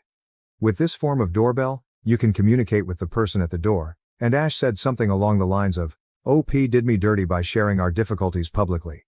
Whatever results from that will be her responsibility." I've just broken down. I had to pull over and cry my heart out. I asked my neighbor to please take the flowers and throw them out. I emailed Ted a picture and then drove back to my sister's house because I honestly don't know what to do. I am so bewildered and everything is so twisted up. I had a large family before all of this happened, and I feel like I lost a lot of individuals I cared about and thought of as family. But even in my protected world, I can't see or justify what's going on right now. I do not want to lose my husband, and I'm concerned about the cat. I'm afraid Ashton will hurt himself or my spouse. I phoned wife number 1, and she is quite concerned for her daughter. I don't want her to feel terrified, but I can't soothe her since I'm also scared. I cognitively understand that none of this is my responsibility, but I am the link between everything that has happened, and I simply don't know what to do. I'm okay or as fine as anyone can be in this situation. Ted is with me at my parents' house. He brought me my cat, because having a cat on your lap makes life less miserable. Where should I start? You'll probably have 1,000 questions by now, and I'm not sure how to answer them because I've just been waiting to upload everything. Maybe I won't post it at all and leave you all guessing. I will admit that this scenario and some of the comments I've received have caused me to lose some trust in humanity, but I suppose that's part of what makes us human. You want to know what the worst aspect of all this is? I have actual PTSD, and I no longer phrase it in a weird way. Every time I hear someone pee, as in pee hitting the water, I get a feeling of dread in my chest, and the world turns a little staticky. Going to the bathroom on my own has been quite an adventure. I had my first therapy appointment, however. We, fortunately and tragically, live in a world where you can just throw money and make anything happen. Thank you, Daddy, for paying for the emergency shrink. That was an update on how I'm doing, as some of you have asked, but I'll get to the point and why you're all here. What happened to Ash following the flower delivery? I couldn't take it any longer and went back to my sister's. Ted quickly exited and approached me. B number 6 coordinates everything else. He is my favorite brother-in-law, and I don't care whether the others know. Most of them have been rubbish to me at some point or another, with number 10 certainly taking the cake. I haven't got the courage to inquire as to what will happen to Ashley. I believe he needs assistance above all else. B number 1 plainly disagrees, and I'm guessing he's attempting to get the police involved because his daughter is underage. I requested Ted to see the photos. B number 2 advised me to document everything, which I believed would be useful. It didn't. It merely sparked additional questions, but hey, I have a therapist who can help me work through them. Right now, I don't have anything further to say. I apologize for wasting your time, but I am sure this isn't done, and I will have more to say. Maybe later, maybe tomorrow. They found Ash. B numbers 3, 4, and 8 showed up to his house, and he was present this time. Apparently, he had not seen Ted's presence and was unaware of the impending storm. Punches were thrown, yelling, more punches, and one trip to the ER later, Ash is now in a psychiatric hold being evaluated for a variety of issues. Ted's mother continues to try to contact him. I'm not sure if it's to apologize or to question about what's going on because, in general, everyone is upset with her, but I'm over her. I believe this is the hardest reality check a person could ever have, yet I have learned a great deal about people, trust, and families. Based on the facts we have, Ted's mother appears to have been correct. Ted's lack of active involvement in his brother's life is what caused this craziness. I guess the epidemic and our distance contributed to his demise. He'll have to deal with it using whatever coping mechanisms they supply him, because Ted has shut off almost half of his family, hopefully for good this time, because neither of us is going to get over this anytime soon. Ash's cat, regrettably, did not make it. That's something I'll always feel sorry about. She acquired a renal ailment that went undiagnosed during the last year and it was too late to save her while she was being abused and neglected. The vet stated that based on what he was hearing, because they were calling the police on B number 4 for animal abuse, and he had to explain some of the situation, she was not going to survive without suffering, so he chose to put her down. Apparently, the issue with B number 1's daughter stemmed from his harsh bullying when they were younger. He never had much touch with her. It was all about retaliating in the most effective way he knew. His daughter will undergo treatment just in case. I'm not sure what or how much they told her, but I believe they had to ask her questions about her interactions with Ash, and they would have had to explain why they were asking. That's about it. I am not leaving my husband. I am not peeing on anyone's property. I'm going to therapy, and I've made it clear to everyone that none of them will ever live with us for any reason. I don't mind if the Pope is with them. I just feel like I've lost that caring part of myself, and overall, I still haven't received that apology. But to be honest, I don't want it. Perhaps my therapist will persuade me otherwise. Or maybe it's for the best, but for now, I guess I'll just live with it as best I can. Update 2. The sequel. Hello everyone. I just wanted to thank you for the amazing amount of love and support I've received from internet strangers, all of the lovely notes, and overall, for your care for me and my family. I will start responding to messages soon, I promise. It's just been a difficult few of days. My therapist suggested writing to help me organize my feelings and understand what happened. And since some of you have expressed interest, I suppose this is as good a diary as any. I believed a post update might be a little easier to read for those who want to know what happened next in the P-Man drama. It's been nearly 2 weeks since I first opened the Pandora's box that is my husband's family, and you all know what happened. I will be eternally grateful to Reddit and all of you for pointing out that there were issues that needed to be addressed and investigated, even if it did wind up turning my life into a pee show. I'm not sure how the Twitter users ended up here, but I'd want to thank you everyone for your support. Many people ask the same questions, so here are the responses. My husband and brothers-in-law. Except for number 6, I don't think I'm capable of dealing with any of them right now. He has always been my favorite, and in general, we should have accepted his advice and isolated ourselves from the family. He has genuinely been the most supportive and apologetic throughout the ordeal. I did speak with number 1 and his wife to offer my assistance in any manner I could, but they graciously rejected, saying I had done enough. I'm not sure if they meant it backhandedly or honestly, but I'm still keeping a distance from them all. The majority of the other brothers apologized for everything. Some accepted responsibility for their roles in this messed up circumstance, while others acknowledged their previous transgressions. I believe this entire family will be financing the psychology industry for the foreseeable future. I did propose that everyone seek treatment because, while I initiated it, this is something that affects the entire family. My mother-in-law. Some compassionate Redditors pointed out that she had probably been manipulated and/or abused her entire life, which I don't refute or agree with, but I do know that she had a complicated existence. We will not communicate with her again till the end of time, after she called to chastise us for separating her family. Her statements went something like this. I've worked for years to get all of you together. I have forgiven all each of you has ever done. Speaking with my husband, and this is how you repay me, allowing a small thing to come in the way of our family. So there's that. Ted, my husband, is managing everything as well as he can. He is also in treatment, working through his emotions. He keeps apologizing, and I believe seeing what his closest friend did to me because of him will bother him for a while. We read all of your comments together, and while he appreciated his atonement, he doesn't believe he earned it. He believes he has years to make up for. He also informed me that he understood if I wanted to divorce him because he couldn't live knowing what his family had done to his wife. I gently rejected, because I still love him and understand that this is not his fault. We'll see how therapy works for him. Where is Ash now? He is still on psychiatric hold. He did ask to see Ted, which was a massive no-no, and Ted declined.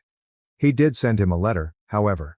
I have no idea what it says, and I don't want to know, but Ted assured me that I'd never have to see him again. When it is deemed safe, he will be relocated to the West Coast, where the rest of his family can cope with him. We have washed our hands of him forever. Number 3 has been in charge of his care and he believes that relocating him far away from us is best for everyone.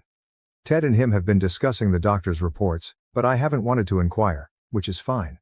Many of you advised that we take a break. I resigned one of my jobs and have been working at my father's beach condo. Ted is using part of his vacation time, and his boss has been extremely accommodating. It's the middle of January, so it's not really pleasant outside, but looking at the water is relaxing, and being away from all of the chaos is good. I got a new phone so his family couldn't reach me anymore, and it's been great just the 3 of us. The cat follows me around for a few days. Future actions. I received a protective order. In the meantime, I'm not sure what safeguards number 1 is taking for his daughter. I do know he made her stop using social media. If future legal action is to be taken, it must come from them. We are also relocating. I'm not sure where to go, but neither of us feels like we're home anymore. We'll start looking for houses closer to my family in the coming weeks. What's behind door number 2? Sorry to disappoint you, but there were no human body parts or meat hooks in the closed restroom. There was more of what was discovered in the master bathroom. I don't believe he's a serial killer in the making, just profoundly psychologically disturbed, with bad coping methods and emotional relationships. But I'm not a professional and can't help him. I believe one Redditor made a very solid point regarding him hating women or seeing us as inferior, as he only did his thing with women, me, my niece, and Sunny, his cat. But again, I am not a professional, so I cannot comment further.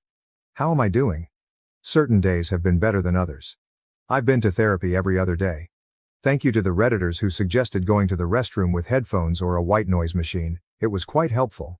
My sisters are taking turns visiting, so we'll have someone with us for a couple of hours in case we need anything. The backstory?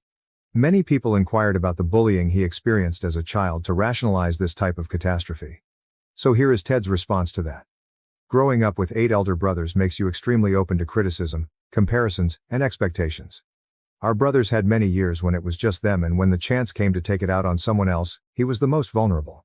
I'm not attempting to condone or defend anyone's behavior, but there were some things that even I couldn't keep him safe from.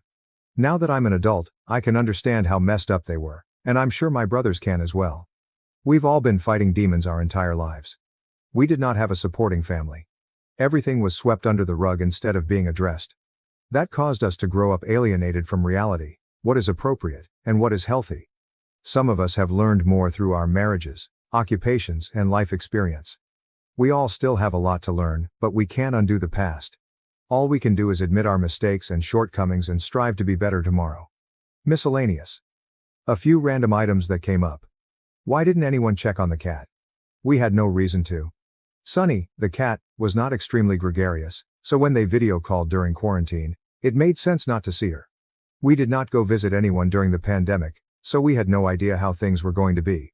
Before the epidemic, he was fine, as was his house and cat. I'm not sure how we were expected to know any of this was happening or how we could have stopped it. I'm sorry I let an innocent cat down, and I'll be forever guilty for not being able to help her. What are the chances of having 10 boys, 3 of whom can quit everything and move to the other side of the country? There weren't always 10 boys. Regarding their dropping everything to come, I'm not sure what answer you want. That they recognized how chaotic the situation was. That their spouses could function without them for a few days. That they could take a day off from work and come. That their sibling requested for help and they were able to assist. I honestly don't know what you expect from me with such questions. Why didn't you see it coming? There have to be signs. You would have to ask their family, as you're aware that I am not on good terms with them at the moment. Ted maintains he didn't observe anything, but his perception may have been skewed due to their proximity, and he may have been unaware of it or assumed it was usual. So that's where my life is right now. I'm exhausted and depressed and things are still bad, but I have something to look forward to. A really wonderful therapist who keeps reassuring me that I'm well and secure and is teaching me how to be normal again. Sorry for the lengthy update. Please know that I appreciate all of your compassion and taking the time to read about my follies. I wish you all the best and know you'll always have a buddy here. When I'm ready to go back out into the world, I'd like to have more kind people in my life, including Ellie, Ted and Tortilla the cat. Edit. I apologize for not being more clear about the 10 brothers thing. Apparently, I may have caused some confusion. I intended to add that there weren't always 10 sons. It is neither my family's or my tale to share. According to what I know, they had 3 sisters. 2 of them died when they were young due to health concerns. This explains why there is a gap between 1 and 8, followed by Ted and Ash. The other one is slightly more complex. She used to rank between 4th and 5th. Yes, I am aware that they had a large number of children, nonetheless they continue to reject contraception. Sorry about the confusion. Update 3, Tokyo Drift. Hello everyone. It's been almost 2 months since the disaster began, and I've just received several letters and comments requesting an update. As is customary, the majority of them were pleasant and beautiful. There are of course, exceptions, but at this stage in my life, I'm used to them and believe they're just part of online culture. First and foremost, I apologize for the delayed update. I know a lot of people are curious about what's happened to Ted's family, but I simply wanted some time to comprehend everything. But here I am, telling you yet another sad part of this story so you can all be at rest. I'd also want to greet the Facebook community. I appreciate folks telling me where they're coming from, because I had no idea the power of Reddit until I wrote my first post. Anyway, Ted begged for some time apart. He is going through a lot of things and has a lot of feelings, which are exacerbated by my presence. He carries a lot of guilt and opening so many closets and confronting skeletons is a lot to ask of anyone. We are not officially divorced, but we are not looking for a new home together either.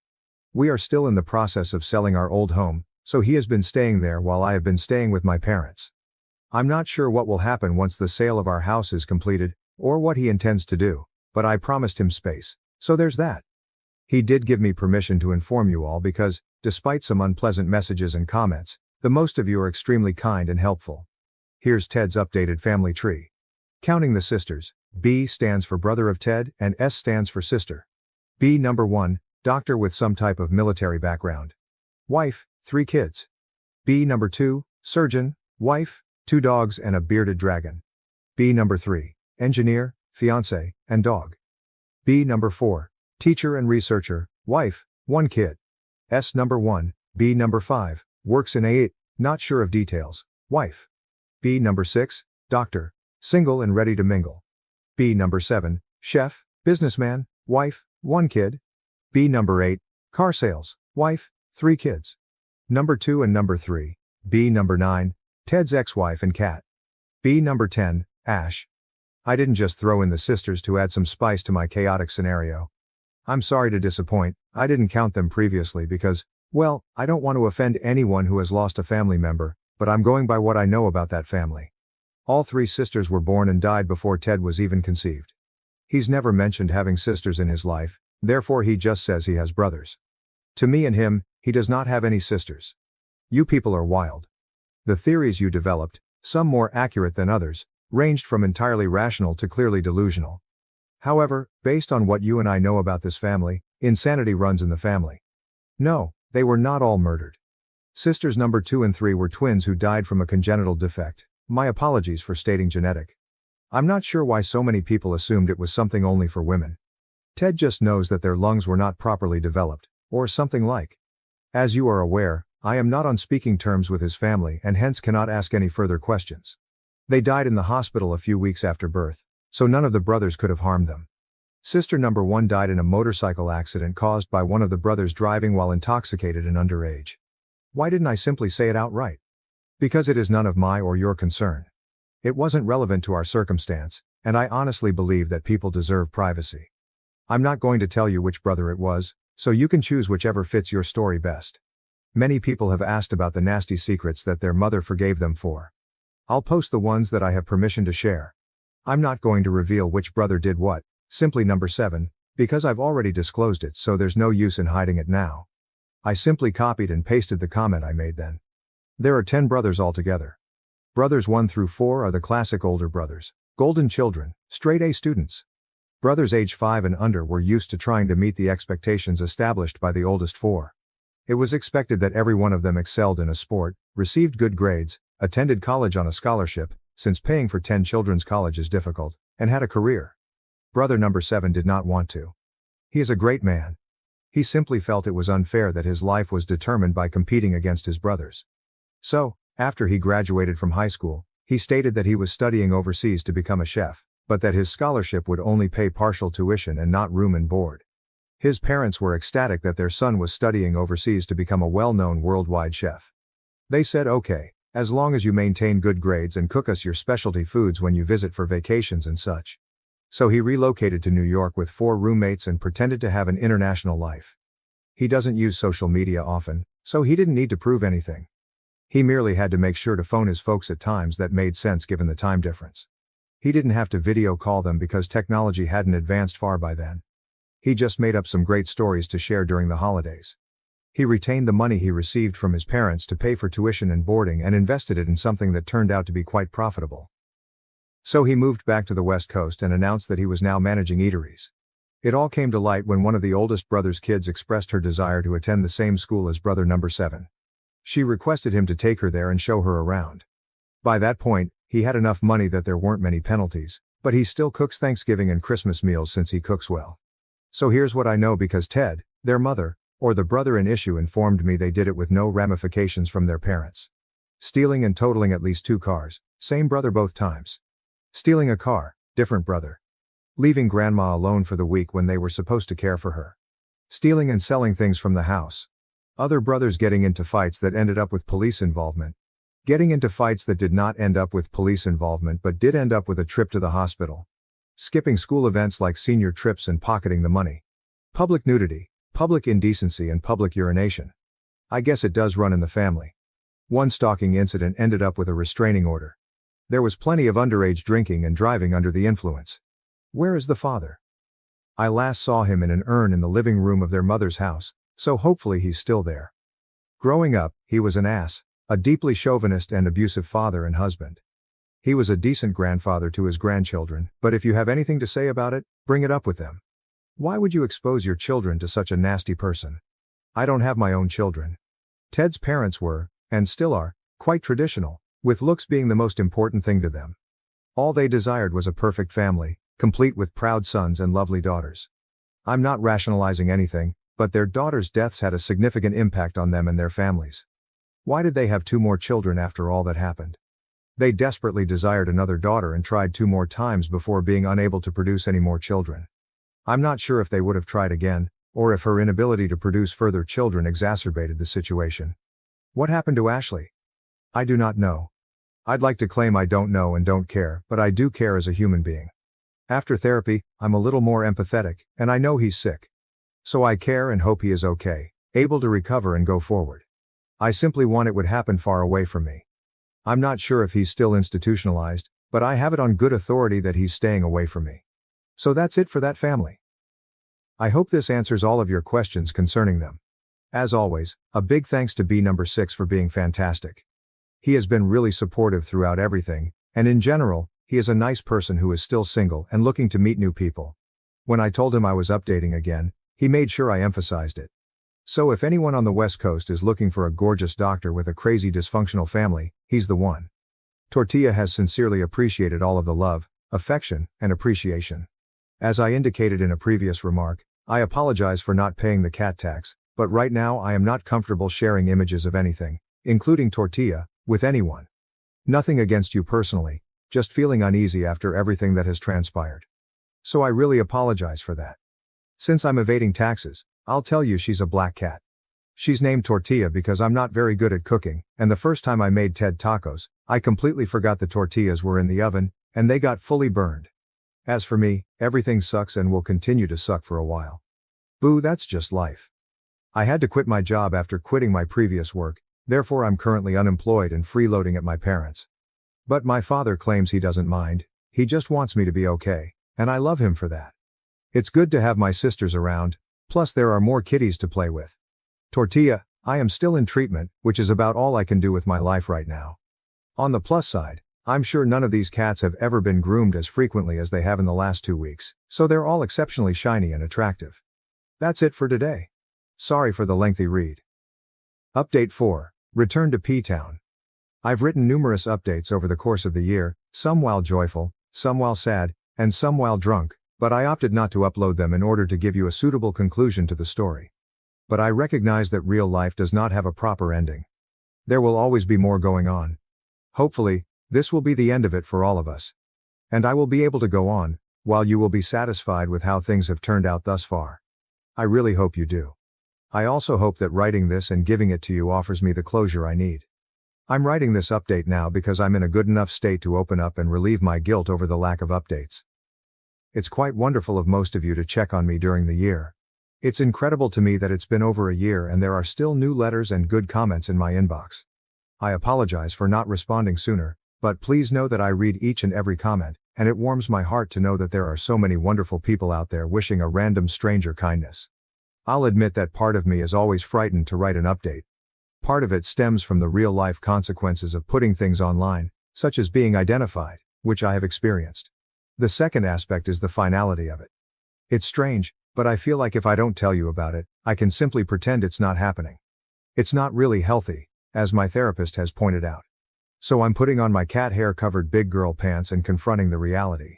It's crazy to believe that this all began just a few days into the new year, and how close we are to doing it again.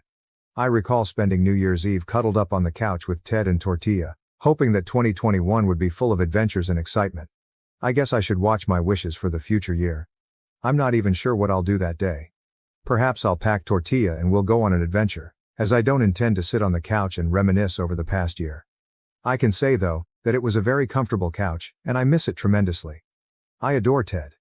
I believe a part of me will always adore him. I've spent such a lengthy and vital part of my life with him that it feels strange to be without him in my daily life. Short story. He asked for a divorce, so there you have it. It was as amicable a divorce as possible given our circumstances. We cried during the entire process. He called to ask for my pardon. I begged him not to leave me, but as much as it hurt, it was necessary for him to recuperate from everything that had happened. We are still buddies. We've been best friends for so long that even if that part of our relationship is locked off, we're still there for each other. I know you don't want to hear about my heartbreak. You probably want the latest gossip and juicy information. So I will give the facts I have. Just keep in mind that now that we've parted, I'm not privy to many details.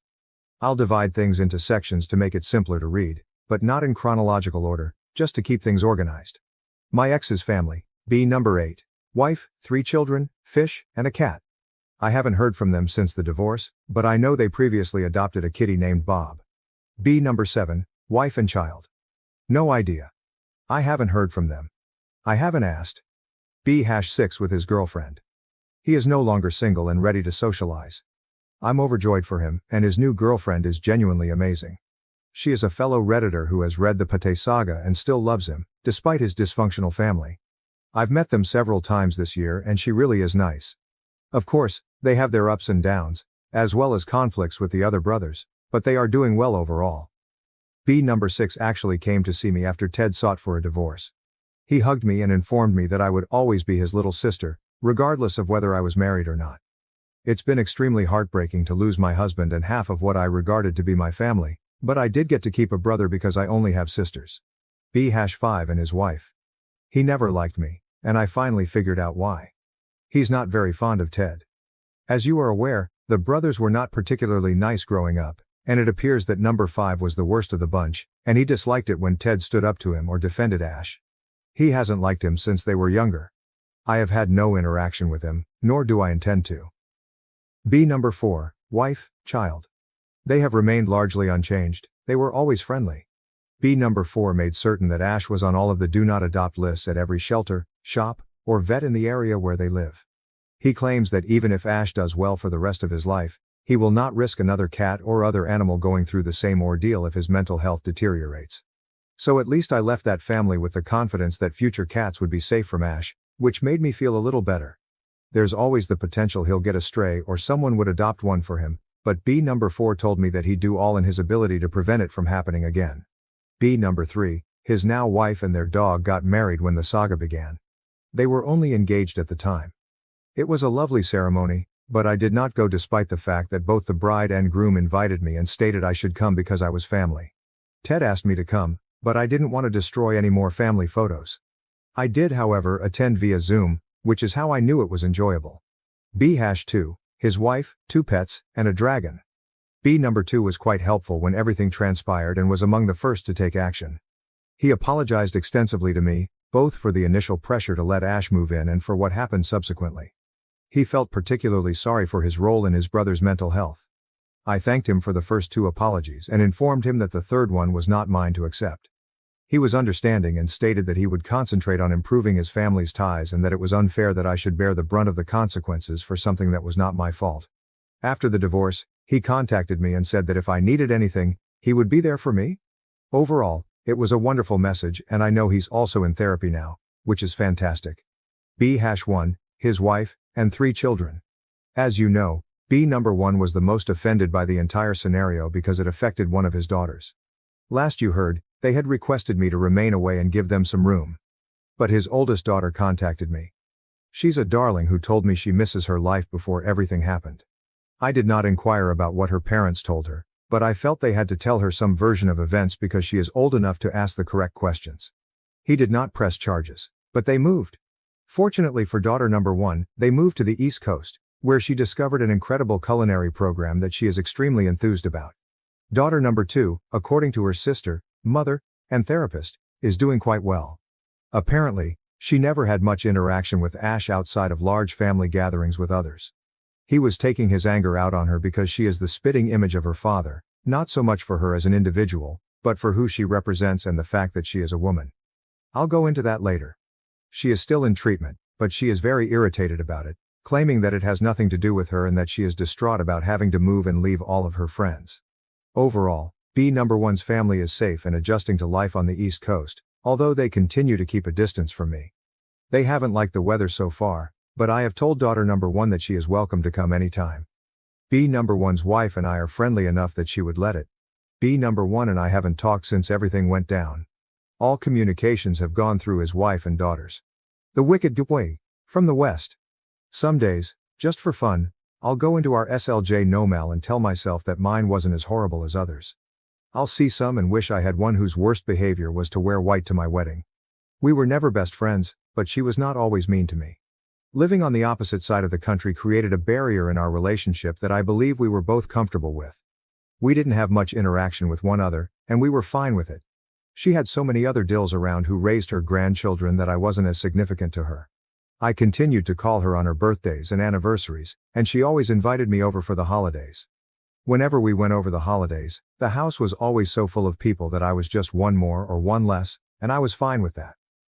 I believe that's when my doormating with this family began. I tried to be as helpful as possible and would do whatever to help, but it ultimately backfired on me. I believe the most time we ever spent together was during our wedding preparations. Our wedding was never significant to Ted or me. All we wanted was to be together. Our parents, on the other hand, were eager to have a large wedding.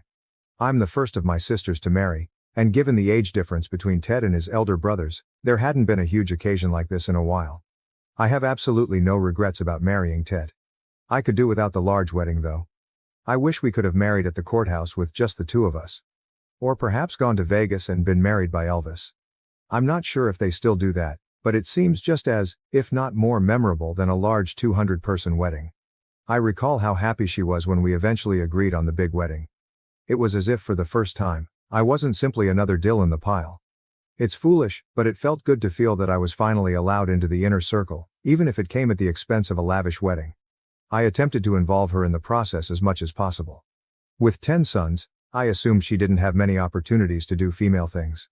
She was sweet to me back then, possibly to get her way, and I was too naive to see.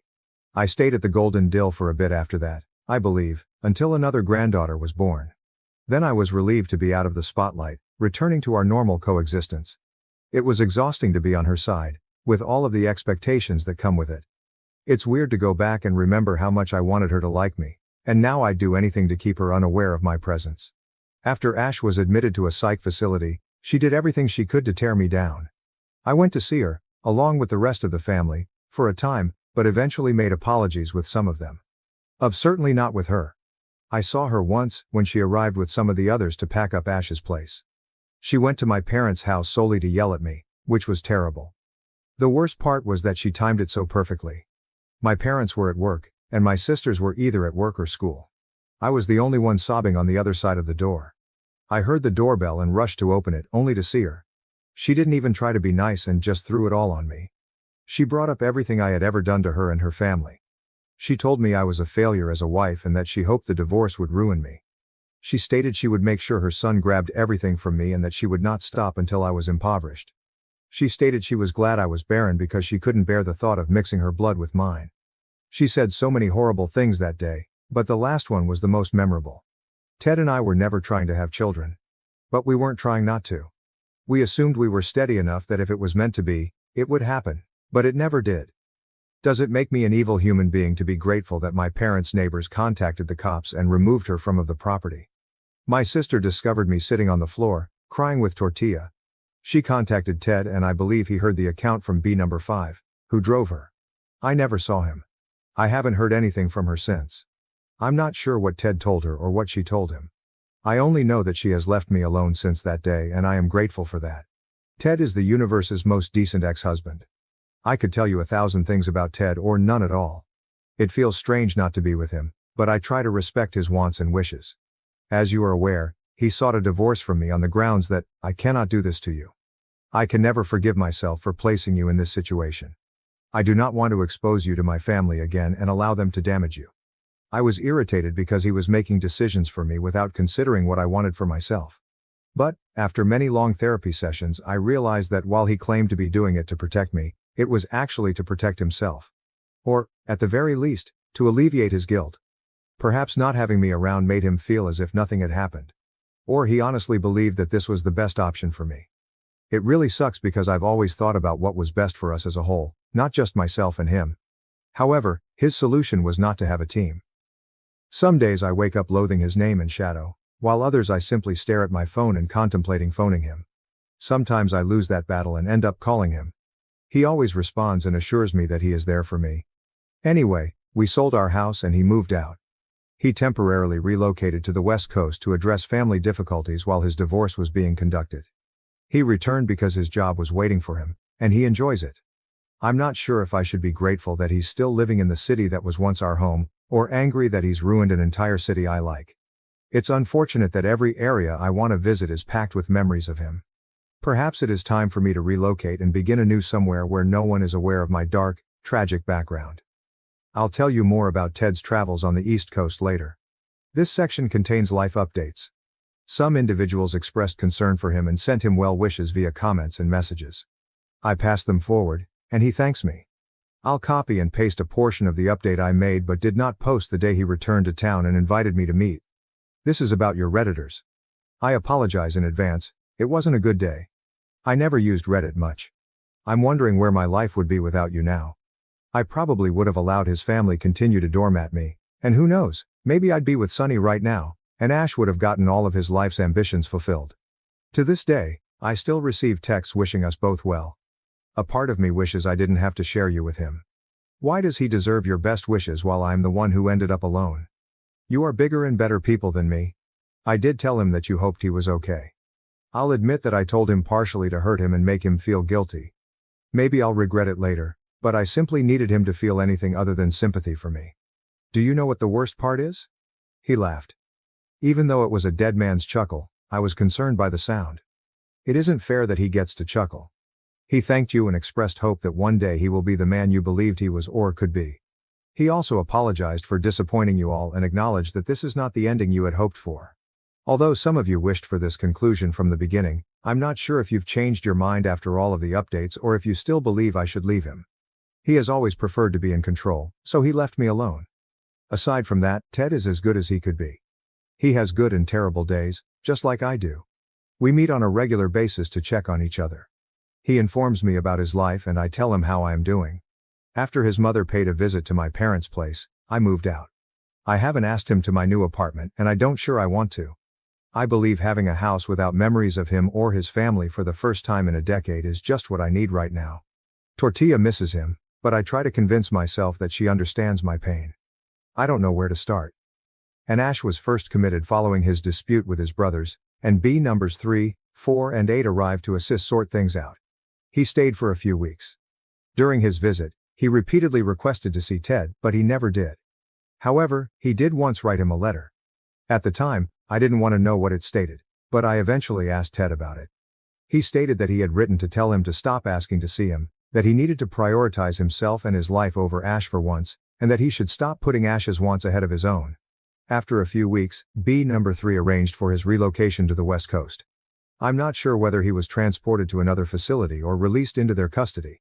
Once that was completed, which took about 2 months, their mother, B number 5, and B number 7 arrived to pack up his flat and legally relocate him back west. As previously stated, I am unsure of the exact timeline, but he eventually moved in with their mother. B number 2 was in charge of overseeing his therapy, and I trust he will continue to do so. It was difficult for Ted to come over and express himself to his family. He first met with his brothers. I'm not sure if everyone was there, but based on what Ted told me, I believe the most involved were. B number 3 told them some of what he had discussed with his doctors while on the East Coast. He had treatment for a psychotic episode. I believe he's been in treatment since then. I'm not sure what the precise diagnosis is, but they discussed a lot of topics. They discussed their background and how their bullying affected Ash, how Ted's protectiveness fostered an unhealthy emotional relationship, and a few other topics came up. I'm not sure if these are the conclusions they reached, if they were told by Ash's therapist, or how they arrived, but this is what Ted told me when he returned. It was strange listening to him talk about it. He was so disconnected, as if he were speaking about someone else's family. But I suppose that's his method of digesting things. I do not know. Many of you have wondered what kind of bullying they may have done to cause him to behave this way. Ted answered a few of those questions for me. To maintain consistency, I will not tell you who did what. As usual, you can use your own brother to match your story. Just be aware that, while some brothers are contrite and regretful for their actions, it appears that others are not. Many of you also made suggestions about the type of torturing they did, with some being more accurate than others. Apart from your regular standardized bullying of punching, humiliating, mocking, tricking and insulting, there was also locking him in cabinets, stealing his clothes, leaving him outside all night long, locking all bathrooms so he'd have to wet himself, threatening with a variety of items and weapons, leaving him at places and making him walk miles to their house in a variety of weather, putting him in diapers, antagonizing him, tying him up and dragging him on ATVs through. I could continue, but you get the picture. I understand that some individuals don't get along with their siblings, and that bullying and sibling rivalry exist, but it looked so wicked when he described it. What could he have done to deserve this? I don't understand it. It doesn't excuse his actions, but it explains some of it. His dislike of women stems from a similar source. The common assumption is that he blames his mother for failing to protect him from all of this, which reinforces his perception of women as weak and useless. If his mother couldn't keep him safe from his own brothers, who could? I suppose his brothers didn't assist him with that growing up because they would isolate him from any girls that shown an interest in him. That's how his emotional bond with Ted began. He was the only one who stood up and defended him, but we all know how it ended, for now and hopefully forever. Ash is staying in the West. I am sorry I do not have more definitive answers for you. I'm sure many of you expected them, but I can't bring myself to ask any more questions. While this all began, while I was fresh out of school, I retained 2 pairs of sneakers from the PE event. I threw out the majority of the rest, but those 2 pairs, the first pair is irrelevant to you and the second were the first things I purchased with my own money from my very first internship while still in school, represented the very first step. As a result, shoes have contributed to my independence. Having to stop both of my jobs, move back in with my parents, and lose Ted sucked, and all I could think about were those shoes stowed in a box and how unjust it was that I had lost everything the shoes represented. I'm steadily rebuilding my life. The first steps will be to move into my new apartment and get a new job. I guess I'll wait and see what the future has in store for Tortilla and me. I haven't worn them since they were peed on, but maybe I will sometime when I feel more like myself. Happy holidays, Reddit. I'm not sure what mine will be like, but I hope yours is full of light and joy. Much love from my tattered heart, Ellie and Tortilla. The cat update, 5 PE and tell no tales. It's been a long since I was here. I even quit posting unpublished updates since I didn't want to worry about life or anything. How are you all doing? How is your new year going so far? I hope everyone has been happy and healthy, that all of your kitties have been petted and that your bladders are empty. I'll keep this update as short as possible. I've received a few comments and letters indicating that I write too much and take too long to get to the point, and I apologize for that. Although it is not my responsibility to keep you updated on my life, I am writing to express my gratitude for the outpouring of love and support from many Redditors, as well as those who have inquired about my well-being and requested updates. So, if it's too long for you, feel free to quit reading at any time. My story has no bearing on your life except for entertainment, so you can remain or leave and I'll be none the wiser. I last posted just before the holidays, and I'll admit that my holiday preparations were not the best in retrospect. I know I mentioned in my last update that I wouldn't sit on the couch and wallow in self-pity, but you can guess what I did. I was honestly not in the mood to celebrate. My family is very into Christmas and pleasure and joy, and I didn't want to dampen the spirit. So I told my father I was spending it with a friend who had just lost her husband. She traveled across the state to be with his folks, and I stayed at home with Tortilla, watching movies. Ted contacted me on Christmas Day, and for the first time, I did not respond. Are you all incredibly proud of me? I knew you would be, after so many of you agreed that I should cut them off entirely. Please accept my baby steps. Even after everything that had transpired, I couldn't bring myself to give up on my best buddy. He texted me later in the day to check in and see if I was okay, claiming he had seen my sister's photos on Facebook and noted I wasn't there. Should I ask my sisters to block him? He loves them, and they love him. He was a fantastic guy before everything happened, and he's still doing his best now. I'm not sure if it's how I write, when I write, or if I'm influenced by our relationship, but Ted isn't as bad as some of you make him out to be. He is also going through a really terrible experience, and having to confront everything his family did is difficult. I waited on his text for a few hours, contemplating how to respond, and honestly came up empty-handed. I wasn't doing well, but overall, he's the one who knows me best. Our 10 years together were not wasted. We didn't end our relationship because we were no longer in love, but because it was best for us both. In some ways, you have a unique opportunity to read my updates. You are not the ones whose life were shattered and you moved from having a loving family to being absolutely alone. I had my family and you to rely on, but Ted didn't. Because of all of this, some of his brothers have developed a stronger dislike for him. He lost his greatest buddy and younger brother. He has lost his partner. He lost Tortilla as well, and while it's a relief, he also lost his mother. You only know my side of the story and the morsels I share with you, so it's easy to villainize him and think of him as a monster for hurting me. But he is still a human. He was also deeply hurt throughout the event, and he is human and bound to make mistakes. Even though I don't think our divorce will ever be considered a mistake by him, I ended up simply responding with something like, "Wasn't up for a party, so just stayed in with Tortilla. Merry Christmas." And I guess he realized something was wrong and came to my park. He is familiar with the general area where I live as well as the gorgeous park that I frequent, and he invited me to meet him, which I accepted. Yes, you can be less proud of my minor accomplishment that day, but again, baby steps. We spoke for several hours. I had no idea he was spending Christmas alone. Otherwise, I would have preferred to spend it with him, or at the absolute least, invite him to my parents.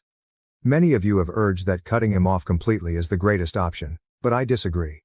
I might alter my mind later, but for the time being, I believe we still need each other a little. Every day, I think I need him a little less, but that day, I needed him, and sometimes he needs me as well. I'd like to believe we can be friends, but I realize that in the long run, it might not be feasible. He'll eventually find another partner, and they're unlikely to like me. Or perhaps we will grow apart. Maybe one day I'll loathe him for what happened. But for the time being, he has benefited me in ways that others cannot. It may sound ridiculous from my perspective, but I don't believe anyone else genuinely understands who I am right now. I am not the same person I was before everything happened. I'm no longer the same person I was a year ago. Going through this with his family affected both of us dramatically, and not everyone understands why I'm not comfortable bringing children to the restroom or why I had to leave sick when my boss brought me sunflowers on International Women's Day. I believe we both lost aspects of ourselves that were perhaps a little too naive, and we've both matured in ways neither of us imagined, but which have helped to ground us.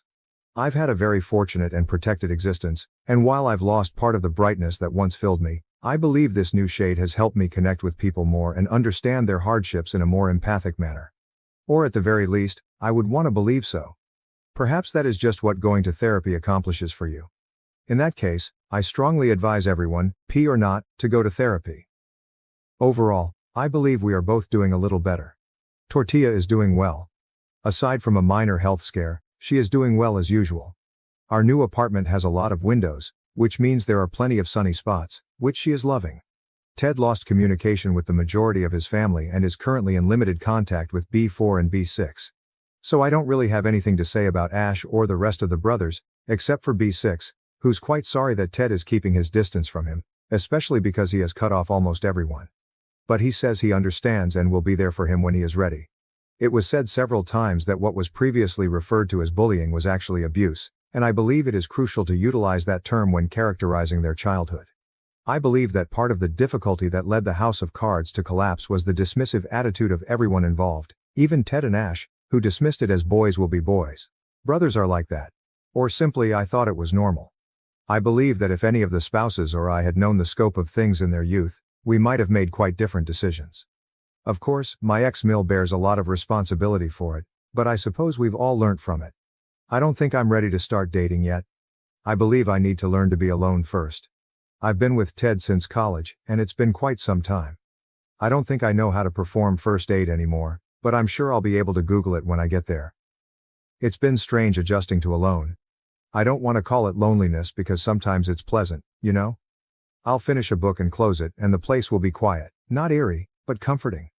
I've had to learn a lot, which has made me realize how much I rely on others to assist me with tasks that I could always handle alone. I replaced a tire for the first time. It was a terrifying encounter because my tire popped on the highway, but I made it. After losing a bunch of plants, I realized that different plants take different care, but I now have a small basil plant that is thriving well. I discovered that I dislike action films. The fast pace and continual pressure do not appeal to me. I learned how to cook shrimp. Ted is allergic, so we didn't have any at home. Pro tip: remember to devein your shrimp. I also miss certain aspects of my time with Ted.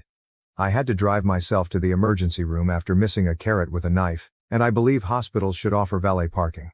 Tortilla had a health scare, and sitting alone in the waiting room was quite unpleasant. The death anniversary of a childhood buddy passed, and he was not there to comfort me. I likewise despise mopping and am forced to do it myself. That's about it. I don't think I've seen Ted since Christmas, though we do text and contact each other occasionally. We're learning to be apart without giving up all of our support at once. We're still healing. I'm still healing, but I can confidently say that I can see the bright side now, when previously it was just a matter of taking each day as it came. I am not sure if that makes sense. Ted's birthday is coming up. I don't believe I'll go see him, but I'll ask his buddies to make sure he is not alone. I've considered adopting an elderly cat for him. He's always had strong feelings for them, and I believe it would be beneficial for him, but I don't want to go too far. What do you all think? Finally, I'd want to thank you for your ongoing support and best wishes. You actually are a fantastic community that exemplifies the best of human nature. Of course, Reddit has its dark corners and unpleasant people, but the vast majority of you are such a powerful support system without even knowing me or the many others you have assisted. I'm simply thinking that maybe the internet isn't so horrible. I'll make an effort to repay and spread all of the generosity I've gotten from you all, and perhaps, one Redditor at a time, we might leave this place a little better than we found it. Right now, I believe this is as good a last update as any, a somewhat happy conclusion with a promising future. I'm not sure, maybe I'll surprise you all like Gilmore Girls and offer you a year in the life somewhere in the future, but for now, I can assure you that everything will be fine. Head pets for everyone who want them, intended for cats, but I don't discriminate by species. And my love for everyone from my repairing heart, Ellie and Tortilla. Update 6, Return of the P-Man. Hello nice individuals. How are you? Almost a year has passed, and I hope we've all gotten older and wiser. It's endearing to know that even after all this time, people are still following me and sending me encouraging messages and comments. Also, thank you to everybody who reported me to Reddit Care. I had no idea they offered that service. I hope it came from a position of care and concern. I believe the story was shared on TikTok at some point, so hello to everyone who arrived from there. At this time, I expect AOL chat groups or Yahoo Answers to appear. The new 20s are kicking my ass, and not in a particularly good way. I can't wait for this decade to end. A Redditor referred to my previous update as a holiday special, which made me laugh. I don't think they meant it kindly, but it made me laugh because I am a total sucker for the Hallmark Channel. So here I am again, following the holidays. For my enemies and those who don't want to sit through a half-hour rant, here's the TLDR. I bought a robot mop, my basil died, things began to seem normal, my ex-husband attempted suicide, and I'm now back at my parents' house. I've highlighted the bits referenced in the TLDR so you can jump to the relevant parts. But now for a more detailed account of events, which may not be in chronological order. My life-saving robot mop and my dying basil. At the recommendation of several Redditors, I purchased a steam mop. It did help at first, but I still had to go through the motions of cleaning, and the fact that the floor was still damp and my socks were wet is what concerns me about mopping. So, at the recommendation of several Redditors, I purchased a robot mop. I had a room, but I had no idea they also created mop versions. It's perfect, and I adore it. I run her while I'm out for the day, and when I return home, the floors are freshly cleaned and dried. It's the greatest feeling in the world. My small basil plant died. I believe it is my fault because I relocated it from its previous location in the kitchen, where it received more light, but it is now dead. I did create a delicious pasta salad with the rest of it, oro with cherry tomatoes, mozzarella balls, olive oil, salt and basil. Very simple and wonderful. I was given a few little rose plants and managed to kill them all within a few months, so I gave up on living vegetation. My internal monologue ramblings are returning to some sense of normalcy. Life sucks, and then you die. One of my sisters has always been hooked to that statement, and I believe the beauty of it is that it can be interpreted in a variety of ways. She sees it as a lesson not to dwell on the negative, because you never know when you'll die. But right now I feel it a little more physically. I suppose the romanticized phrase "when it rains it pours" stems from a similar idea. I went on a date set up by a buddy of mine with his coworker, and it was awkward. I'm not sure if I've always been this awkward, if first dates are inherently awful, or if we just didn't click, but I spent the entire evening feeling fight or flight. The guy was great. Perhaps we should have done something less formal than dinner. I haven't been on a first date in years. I suppose most people currently like coffee and I should have followed suit, or maybe I wasn't prepared yet. My new, not so new job, which I obtained after everything happened, is wonderful. My supervisor no longer gives me flowers as gifts. I'm not sure if he was smart and noticed what occurred last year and took the hint, or if someone mentioned it, but now, when everyone else gets flowers, I get lamps.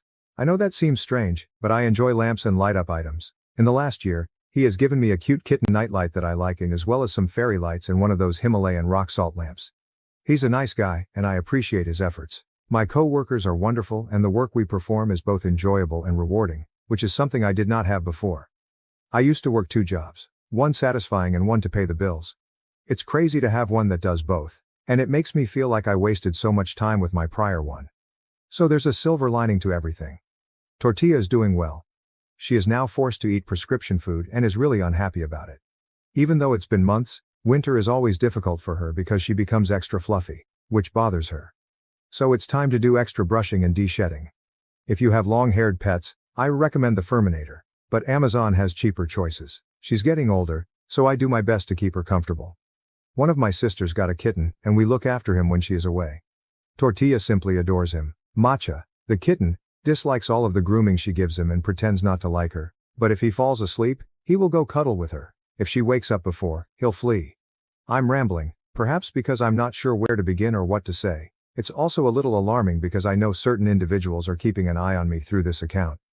I don't mind if they do, but it still seems strange, like when you know someone is watching you from afar. I'm not sure whether that makes sense to you people.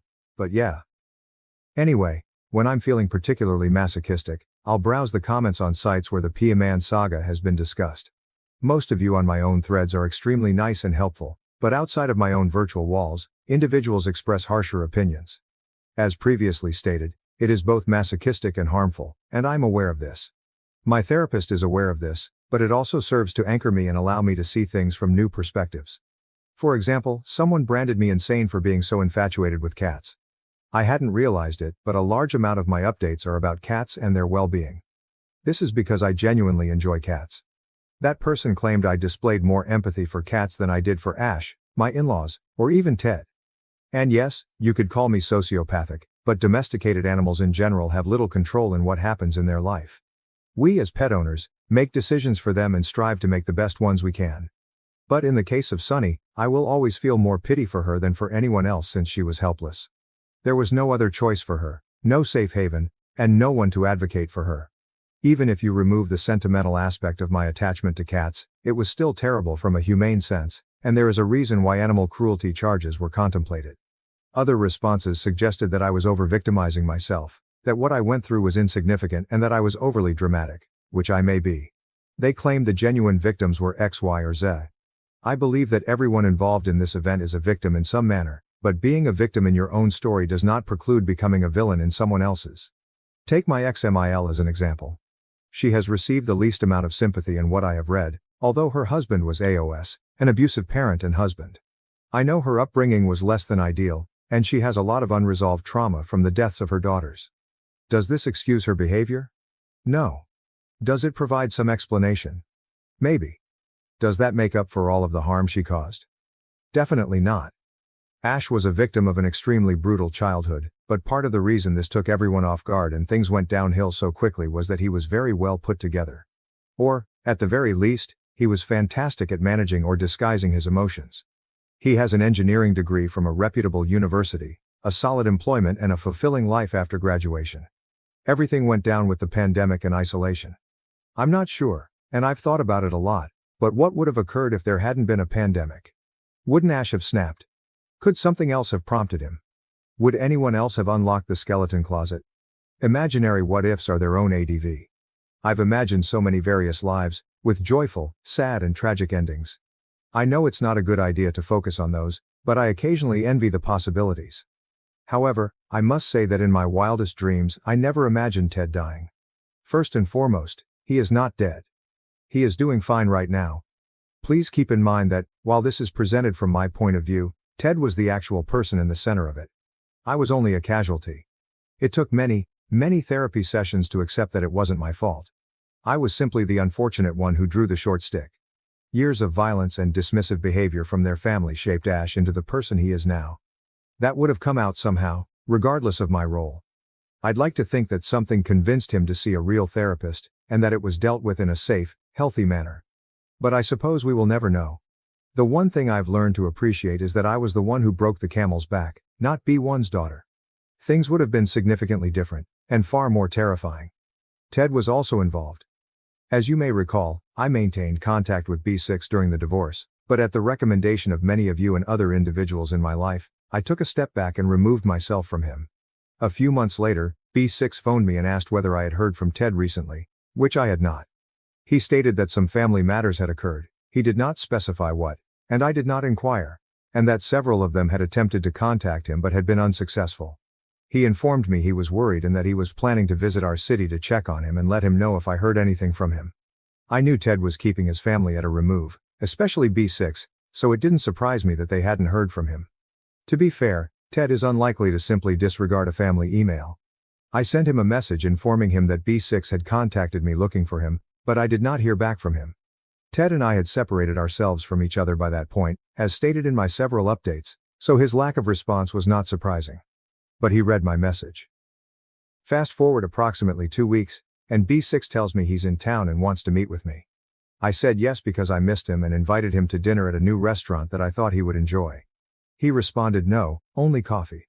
That was strange because B6 is a huge foodie who never turns down new restaurants, but I assumed he was only in town for a few days and wanted to spend more time with Ted. We met at my park, and he seemed tough. I only remember taking a step back and feeling dread, that feeling you get when you know someone is going to tell you bad news. To be honest, I expected him to tell me that Ash had returned to town, but he just seemed defeated. He told me that a few more things had come to light in the family, but I wasn't very interested, so I didn't ask for specifics. I'm sorry I can't supply more juicy gossip, which I know you enjoy.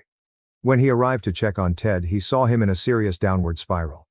Ted had never been a big drinker, only socially and on rare occasions, but when B6 arrived at his house at 10 a.m. on a Saturday, he was utterly intoxicated. B6 stayed with him and sobered him up until Sunday, when he caught him up on the family situation. B6 went out to retrieve his belongings from his hotel and returned to find Ted absolutely comatose. Ted spent some time in the hospital when he called for help. I'm not sure if anything else occurred to him or if it was just the accumulation of everything that had happened over the previous 2 years catching up with him, but it appears to me that he had been on a self-destructive bender for quite some time. When I discussed it with my therapist, she said that it might make logic and help to explain the divorce. Maybe I'm simply looking for an explanation for why he divorced me after all these years, but knowing Ted the way I do, it makes sense. He was always an excellent guardian.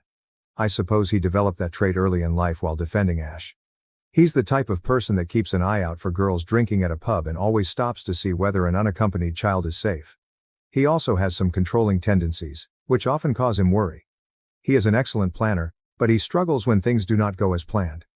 It makes him strict at times, but also highly dependable. Those are all qualities I've always admired about him. During our chats before the divorce, he repeatedly apologized for not being able to protect me and for putting me in danger.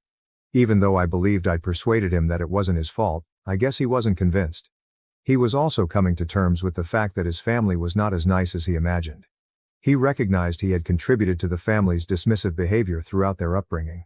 Realizing how awful and horrifying his history was, as well as how wicked some of his brothers are, takes its toll on a person. He was suffering with his own trauma, intense remorse, and a sense of powerlessness.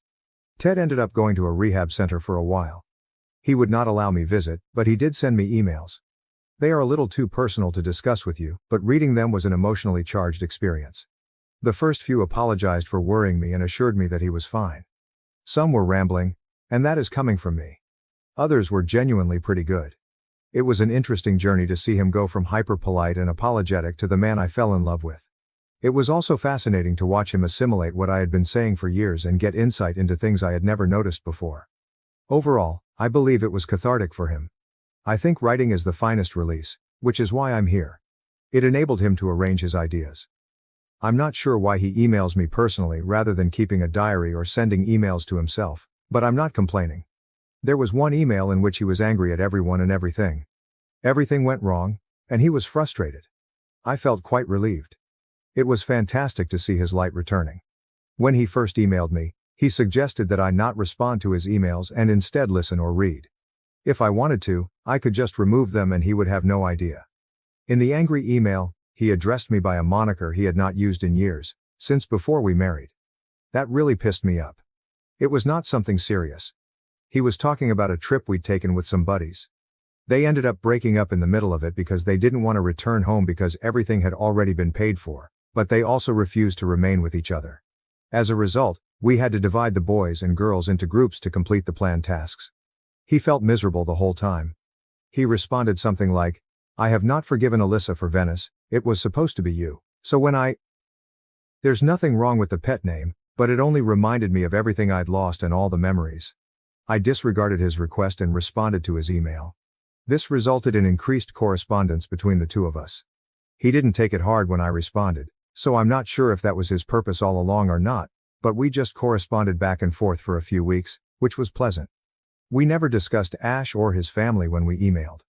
I'm not sure if it was because it didn't come up naturally or if he was avoiding the topic, but it was good to communicate with him like we did when we first met. We used to converse using Facebook Messenger, and just writing to him reminded me of those days.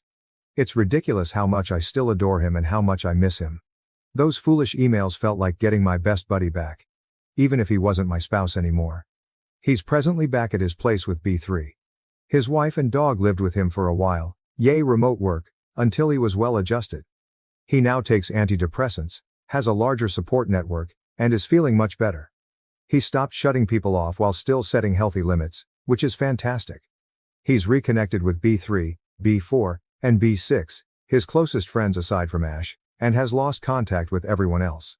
I feel awful for his nibblings because I know he was quite attached to some of them and misses them.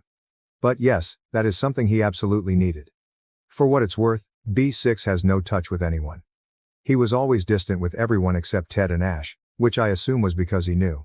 But after all, he's moving closer to B4 and B3, so there's another silver lining. I'm not clear how B3 and B4 interact with everyone else, but I know B4 is involved. He clearly understands and respects Ted's boundaries and does not share information with or about him. Ted and I have met a few times, sometimes for friends' activities, sometimes just to catch up, and I can tell he is doing well. He has regained the weight he lost, and his hair is glossy again. His freckles are no longer visible, indicating that he has spent time in the sun, which is beneficial, and his shoulders no longer slump. He returned to his job this week. He was placed on leave of absence, and I can tell it gives him a sense of purpose. He was never able to stop doing anything, so I can image how uncomfortable that time was for him. As a result, we visited a shelter, where he adopted an elderly cat. His name is Socks, I believe because he has white paws. He is a wonderful and affectionate cat. He's also missing many teeth. Ted has been attempting to title him Macbeth, but he does not appear to enjoy it. In Ted's defense, Socks does not respond to Macbeth, so perhaps he will succeed. Tortilla was delighted to see Ted when I visited them. She didn't particularly care for Socks, but that's because she dislikes animals larger than herself. As I previously stated, I am currently living on the East Coast, and 2022 was really difficult for us. 2 hurricanes slammed my town, and my apartment flooded during the emergency. My father regularly welcomes us to their house, so Tortilla and I were safe, but that sucked. I'm not sure if it was a message from the cosmos, divine intervention, or whatever, but the 2 pairs of shoes I preserved were wrecked. Both of them. I did everything I could to salvage them, even consulting with professionals, but they were beyond repair. I mean, it wasn't just those 2 shoes. Half of my goods had to be replaced, along with a slew of other sentimental items. But you already know about the shoes and my devotion to them, even though they were a biohazard. My poor apartment has been through a lot. The floorboards had to be removed due to water damage, and they were already rotting and molding underneath by the time we were able to enter. So it was a significant expense to correct. Unfortunately, much of my furniture and appliances, including the robot mop, had to be replaced. For the record, I did have sandbags, but it was probably too much for them. Insurance covered some of the repairs, but definitely not all. Insurance claims are terrible, but it turned out to be the greatest alternative for fixing things and selling the apartment. I'd always moaned about moving, but moving with only a few boxes was especially unpleasant. I never brought so little with me to college. So I'm now staying with my parents. It's a little frustrating, but I'm grateful to be here with them. The house feels a little lonely because the last of my sisters has recently moved away to college, so it's silent save for the cats running about.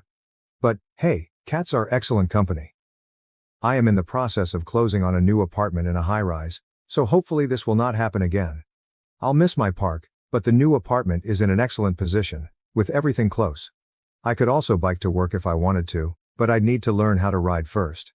Why don't I know how to ride a bicycle? Because my father was overprotective and worried we would die if we rode a bike. I'm not sure if I'm too old to learn to ride a bike right now, but I'm willing to damage my ego by trying training wheels.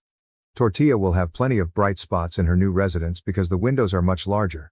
I planned to build a catio at my previous home since I had a little terrace, but the current location has a balcony, which appears to be a little risky for a catio. So that's life right now. I've been prioritizing work and spending time with my parents.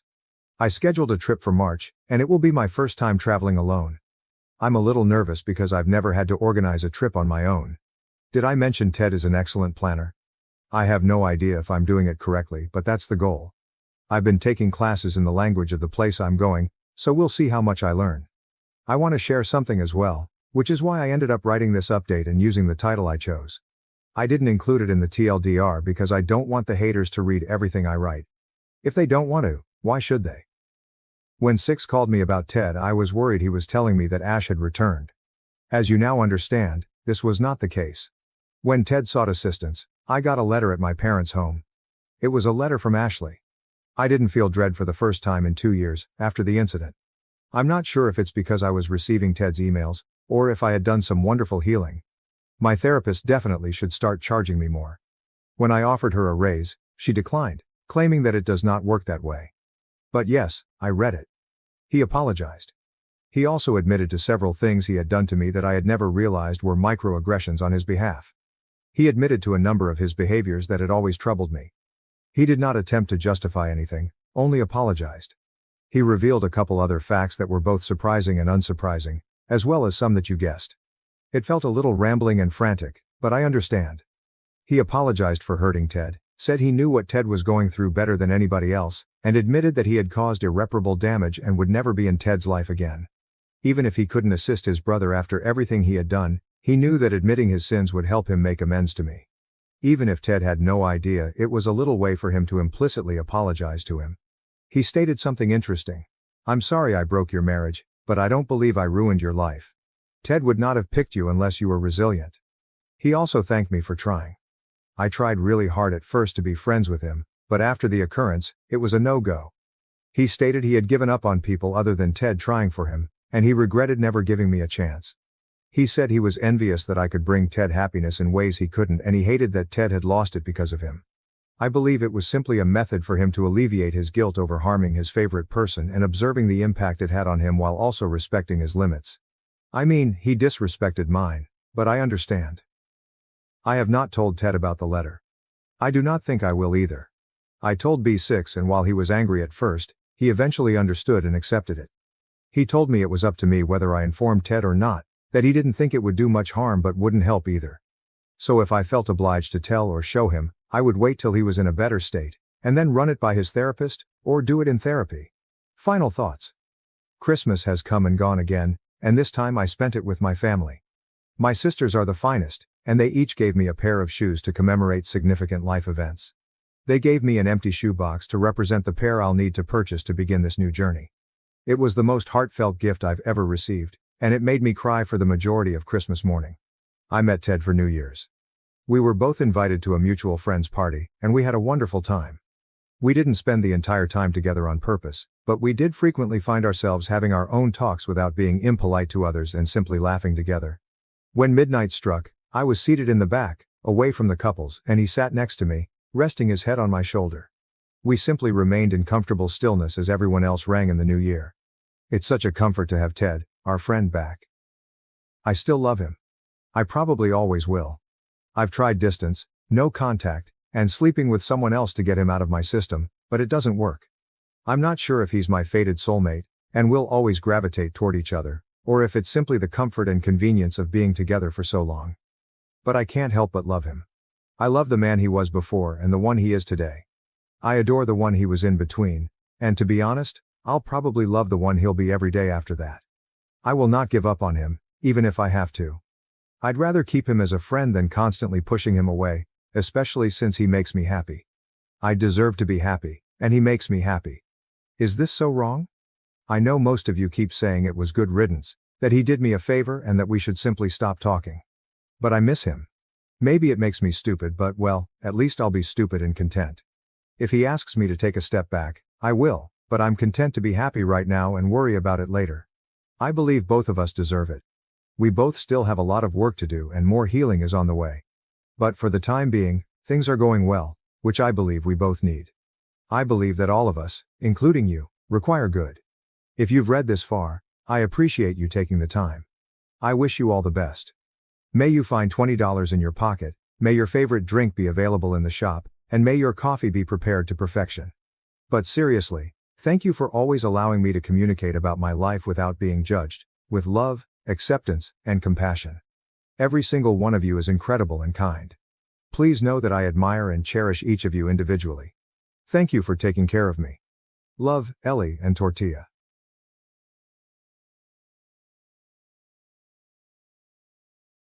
Now, on to the next story, Story 4. Am I the A for paying for one sister's wedding venue and refusing my spoiled sister's demands, leading our parents to threaten cutting me off? I am a 32-year-old woman with two younger sisters, Michelle, who is 30, and Denise, who is 27. Denise and I do not have a great relationship, and we had not spoken for the past few years after an incident that occurred during a Christmas party I hosted 3 years ago. My mother was feeling unwell, so she asked me to host the family gathering. Since it was my first time hosting, I wanted everything to be perfect.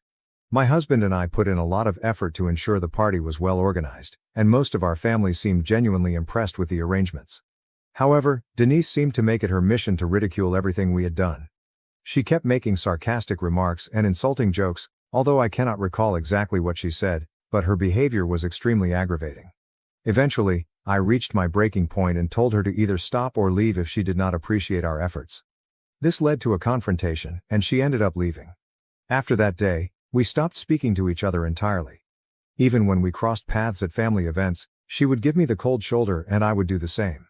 Our parents made several attempts to reconcile us over the years, but instead of asking Denise to apologize for her actions, they urged me to reach out to her. According to them, as the older sister, it was my responsibility to be the mature one and not let a petty argument affect our relationship. Michelle, however, sided with me and believed I had no reason to apologize, as Denise's behavior at the party had been unacceptable, and anyone in my position would have reacted similarly. Both Michelle and I were well aware of how spoiled Denise had always been and how our parents' leniency contributed to her behavior. We had this dynamic since we were little, so it wasn't new, which is probably why Denise ended up being so entitled. Our parents always favored Denise because she was the youngest, and as a result they spoiled her endlessly. Even when she misbehaved or acted out in public, they would laugh it off rather than discipline her. Michelle and I were raised very differently. We were taught to behave well, and we never got away with the kind of behavior Denise did. It was as though she had been raised by entirely different people, which led to her becoming so difficult to deal with. Michelle and I made numerous attempts to befriend her and guide her toward being a better person, But our efforts were in vain because Denise was simply too stubborn and ill-mannered. Unfortunately, the world did not indulge Denise the way our parents always had.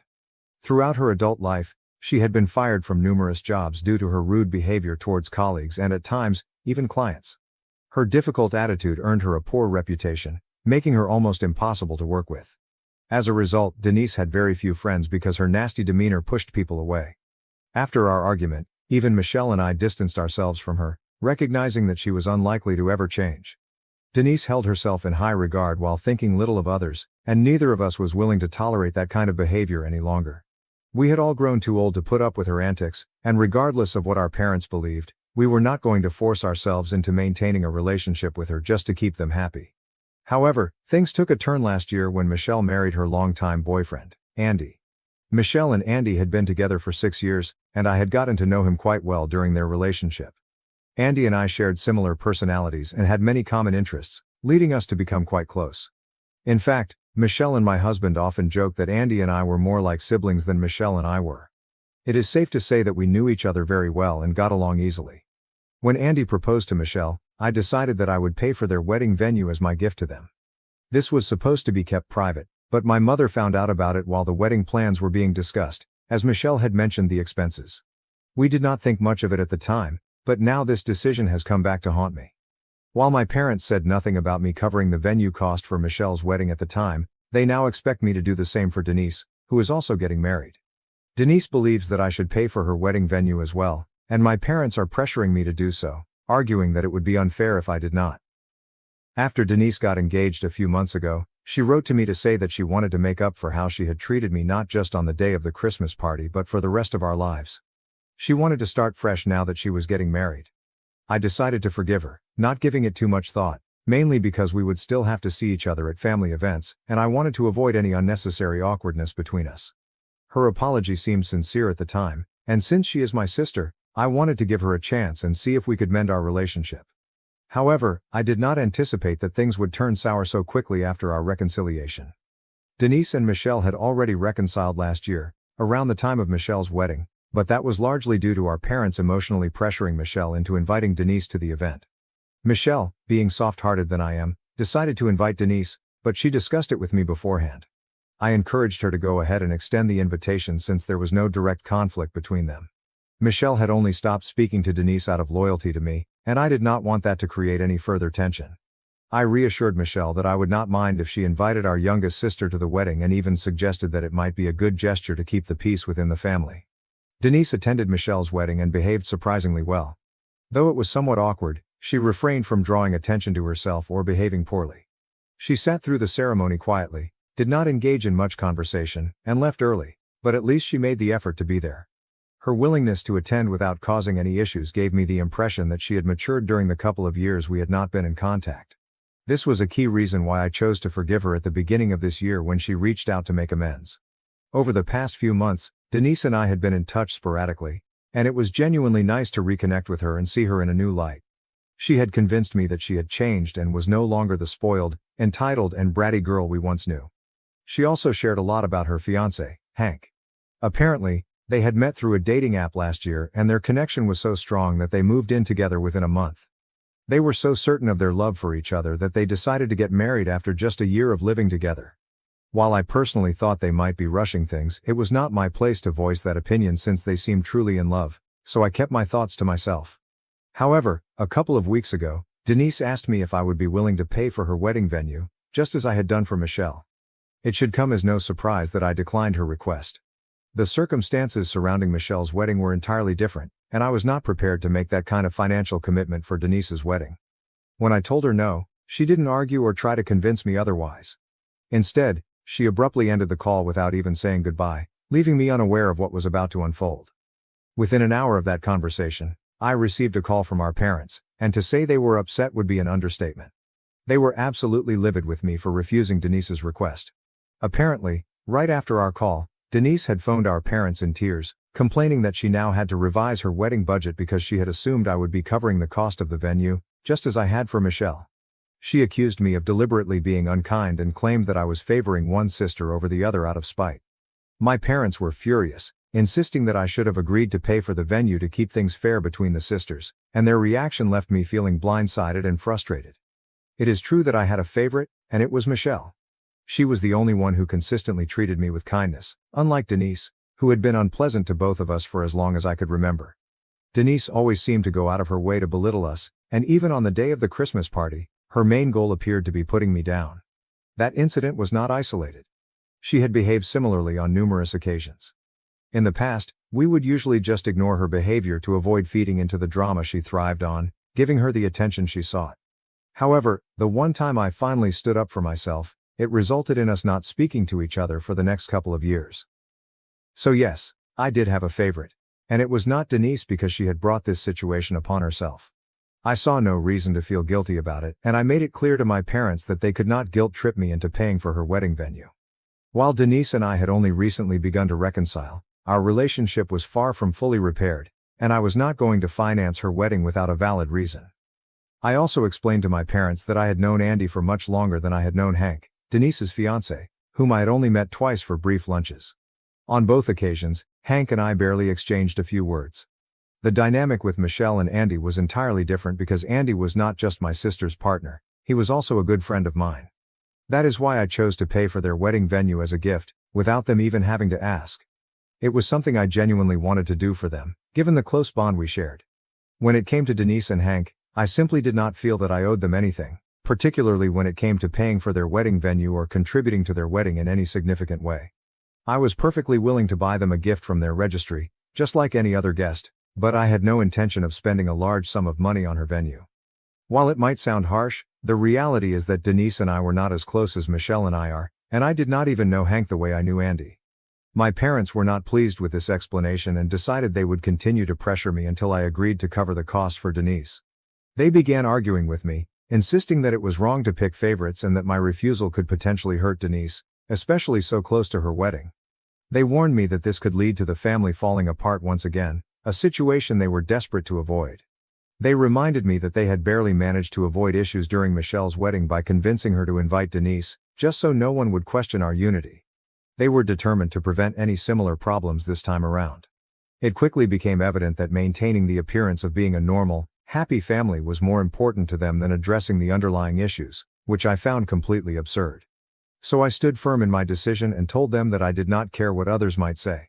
If our relatives and acquaintances wanted to gossip about us, so be it, but that fear was not going to influence me into paying for the venue.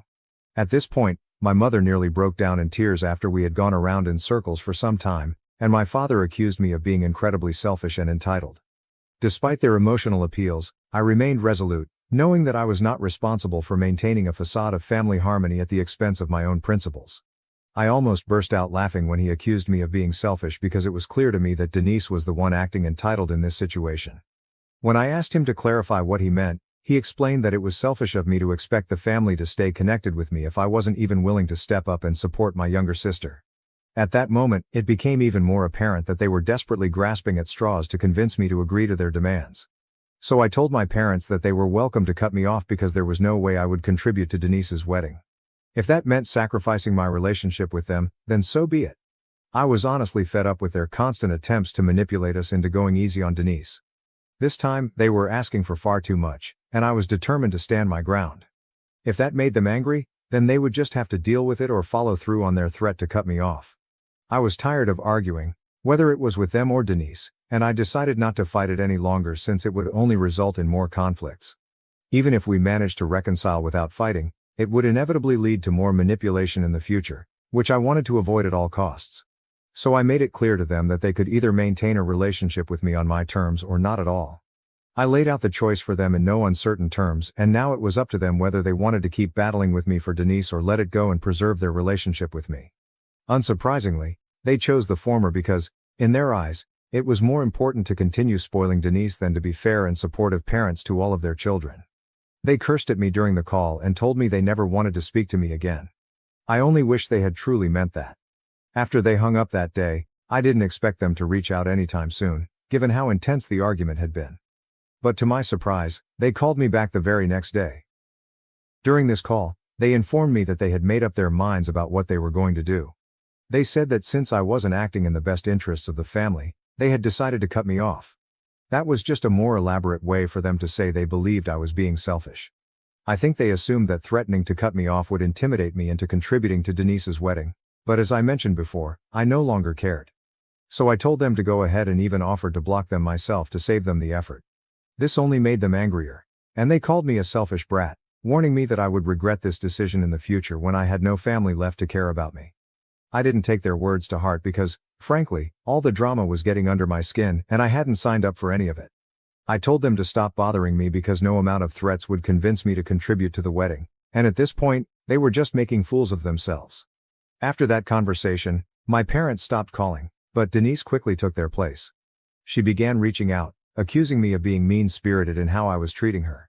She even attempted to play the victim, claiming that the reason she had always been unpleasant to Michelle and me growing up was that we excluded her, making her feel like an outsider in our little sisterly bond. Honestly, that was a ridiculous excuse because we always tried to include her, but she would turn up her nose at us, acting aloof. She opted to act like an outsider, which is how she ended up being treated as one. So I wasn't buying into her victim narrative, and I reminded her that she couldn't just gaslight me into believing her distorted version of events. I blocked her personal number, but she found other ways to contact me, using her fiancé's phone or calling from her friends' numbers, which I didn't have saved. This made it impossible for me to ignore all her attempts to reach out. I was growing increasingly impatient because I simply couldn't tolerate this level of constant annoyance. So, during our last conversation a few days ago, I said something that really hurt her. Once again, she was going on about how I was hurting her feelings and insisting that I owed her the same treatment I had given Michelle by contributing to her wedding. At that point, I snapped and told her that I owed her nothing because she was not as close to me as Michelle was. I reminded her that she had never treated me with respect or love and had always taken everyone for granted because that's how she was raised. I explained to her that if she had ever taken the time and made an effort to be kind to us, I would have willingly contributed to her wedding without her even needing to ask. It would have been something I did out of goodwill. However, the way she had been acting over the past few days was really distasteful, as if I owed her the payment for the venue. I made it clear to her that her behavior was not only ridiculous but also entitled, and it was starting to wear on my patience. She still had the opportunity to drop the issue and move on, but instead, she chose to argue with me and make the situation even worse. She tried to justify her expectation by pointing out that I had paid for Michelle's venue, implying that I should do the same for her. Then, she accused me of being insecure and jealous, suggesting that I couldn't stand the idea of her having a beautiful wedding because it would mean all our relatives would be talking about her event and she would once again be the center of attention. According to her, that's why I didn't want her to get married the way she wanted. Her accusations were utterly absurd. Everyone here is an adult, except for her, presumably, who doesn't think that way. In response, I told her that maybe the reason I didn't want to contribute to her wedding was simply because I didn't like her and didn't want to waste my money on a marriage that likely wouldn't last, given how she has a knack for driving people away with her erratic behavior. To me, it just didn't make sense to invest in something that seemed destined to fail. She completely lost control after that, screaming at me in anger, but I didn't stick around to listen to her rant. Instead, I hung up the phone, not willing to engage further in such a pointless argument. But things have become kind of chaotic after that because my parents and a couple of my other relatives have contacted me to tell me what I said was out of line because now she's really miserable and believes that saying her fiancé would leave her was a low blow. Am I the a-hole for telling my sister that her fiancé would leave her because of her crazy behavior? Update 1. Hi, I've gone through the comments here, and most people seem to agree that I didn't say anything out of line. If she didn't want me to lash out, she probably shouldn't have been insulting me while asking for help. That's true, I guess, and I shouldn't feel horrible about it just because my parents and a few other family members support her. Michelle and Andy don't think I did anything wrong, neither does my husband, and it seems like most of you here agree. So I don't see any need to apologize to her for anything. Honestly, I just wish my family would understand this because things have really gotten out of control. My parents have been relentlessly trying to get me to apologize to Denise and retract what I said because, apparently, she's hurt by it. I don't even understand why she's so affected.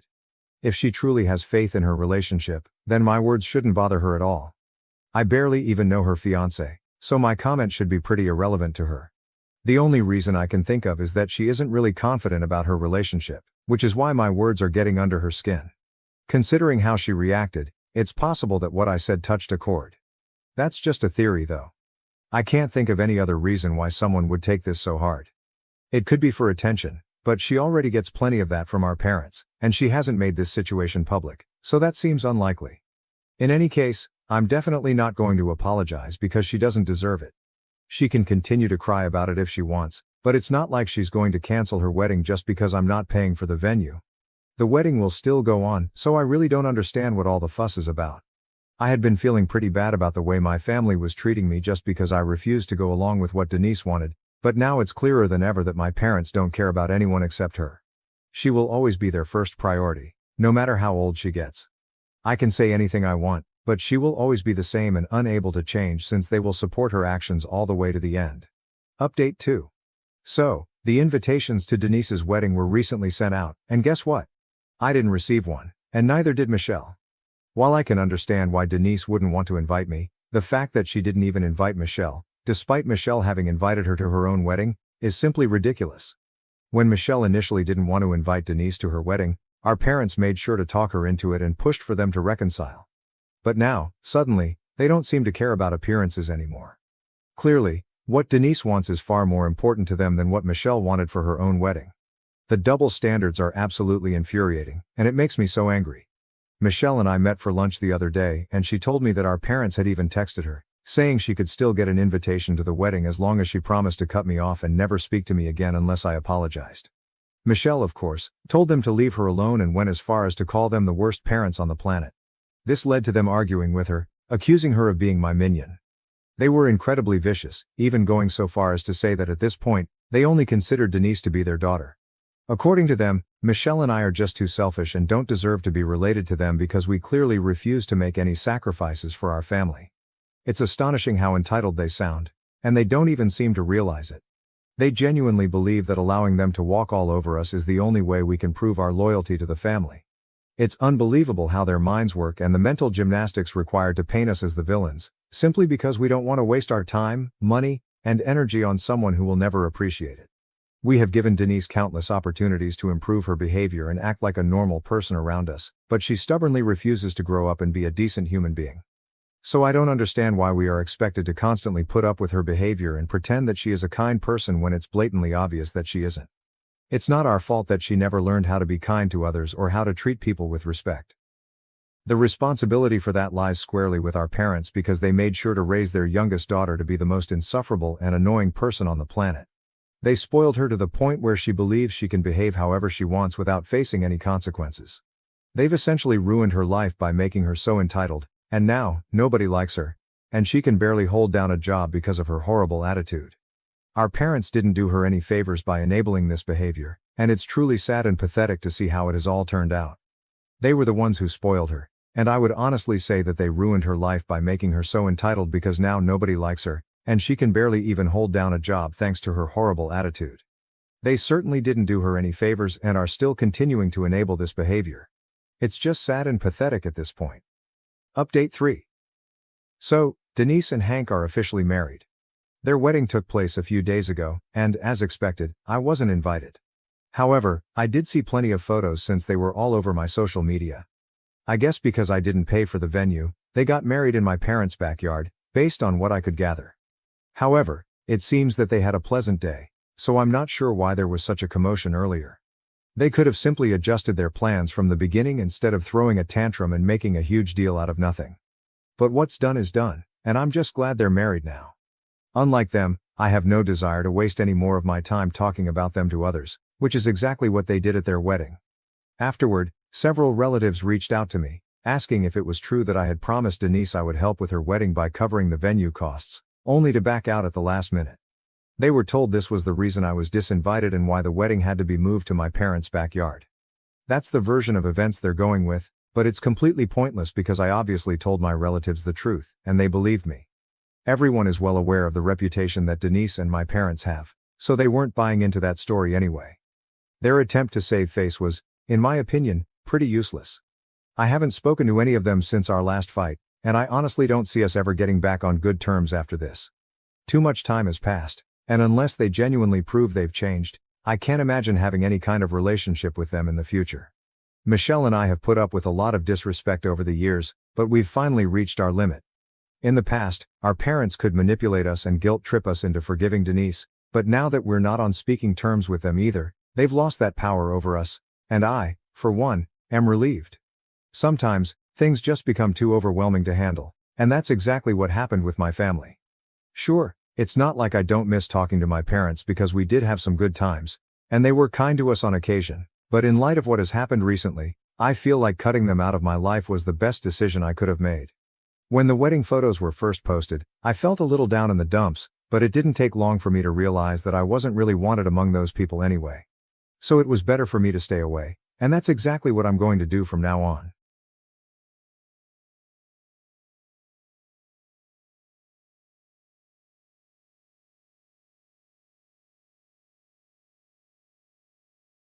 Thank you for watching. If you haven't subscribed yet, please do so and hit the notification bell to stay updated with more shocking real-life stories happening around you.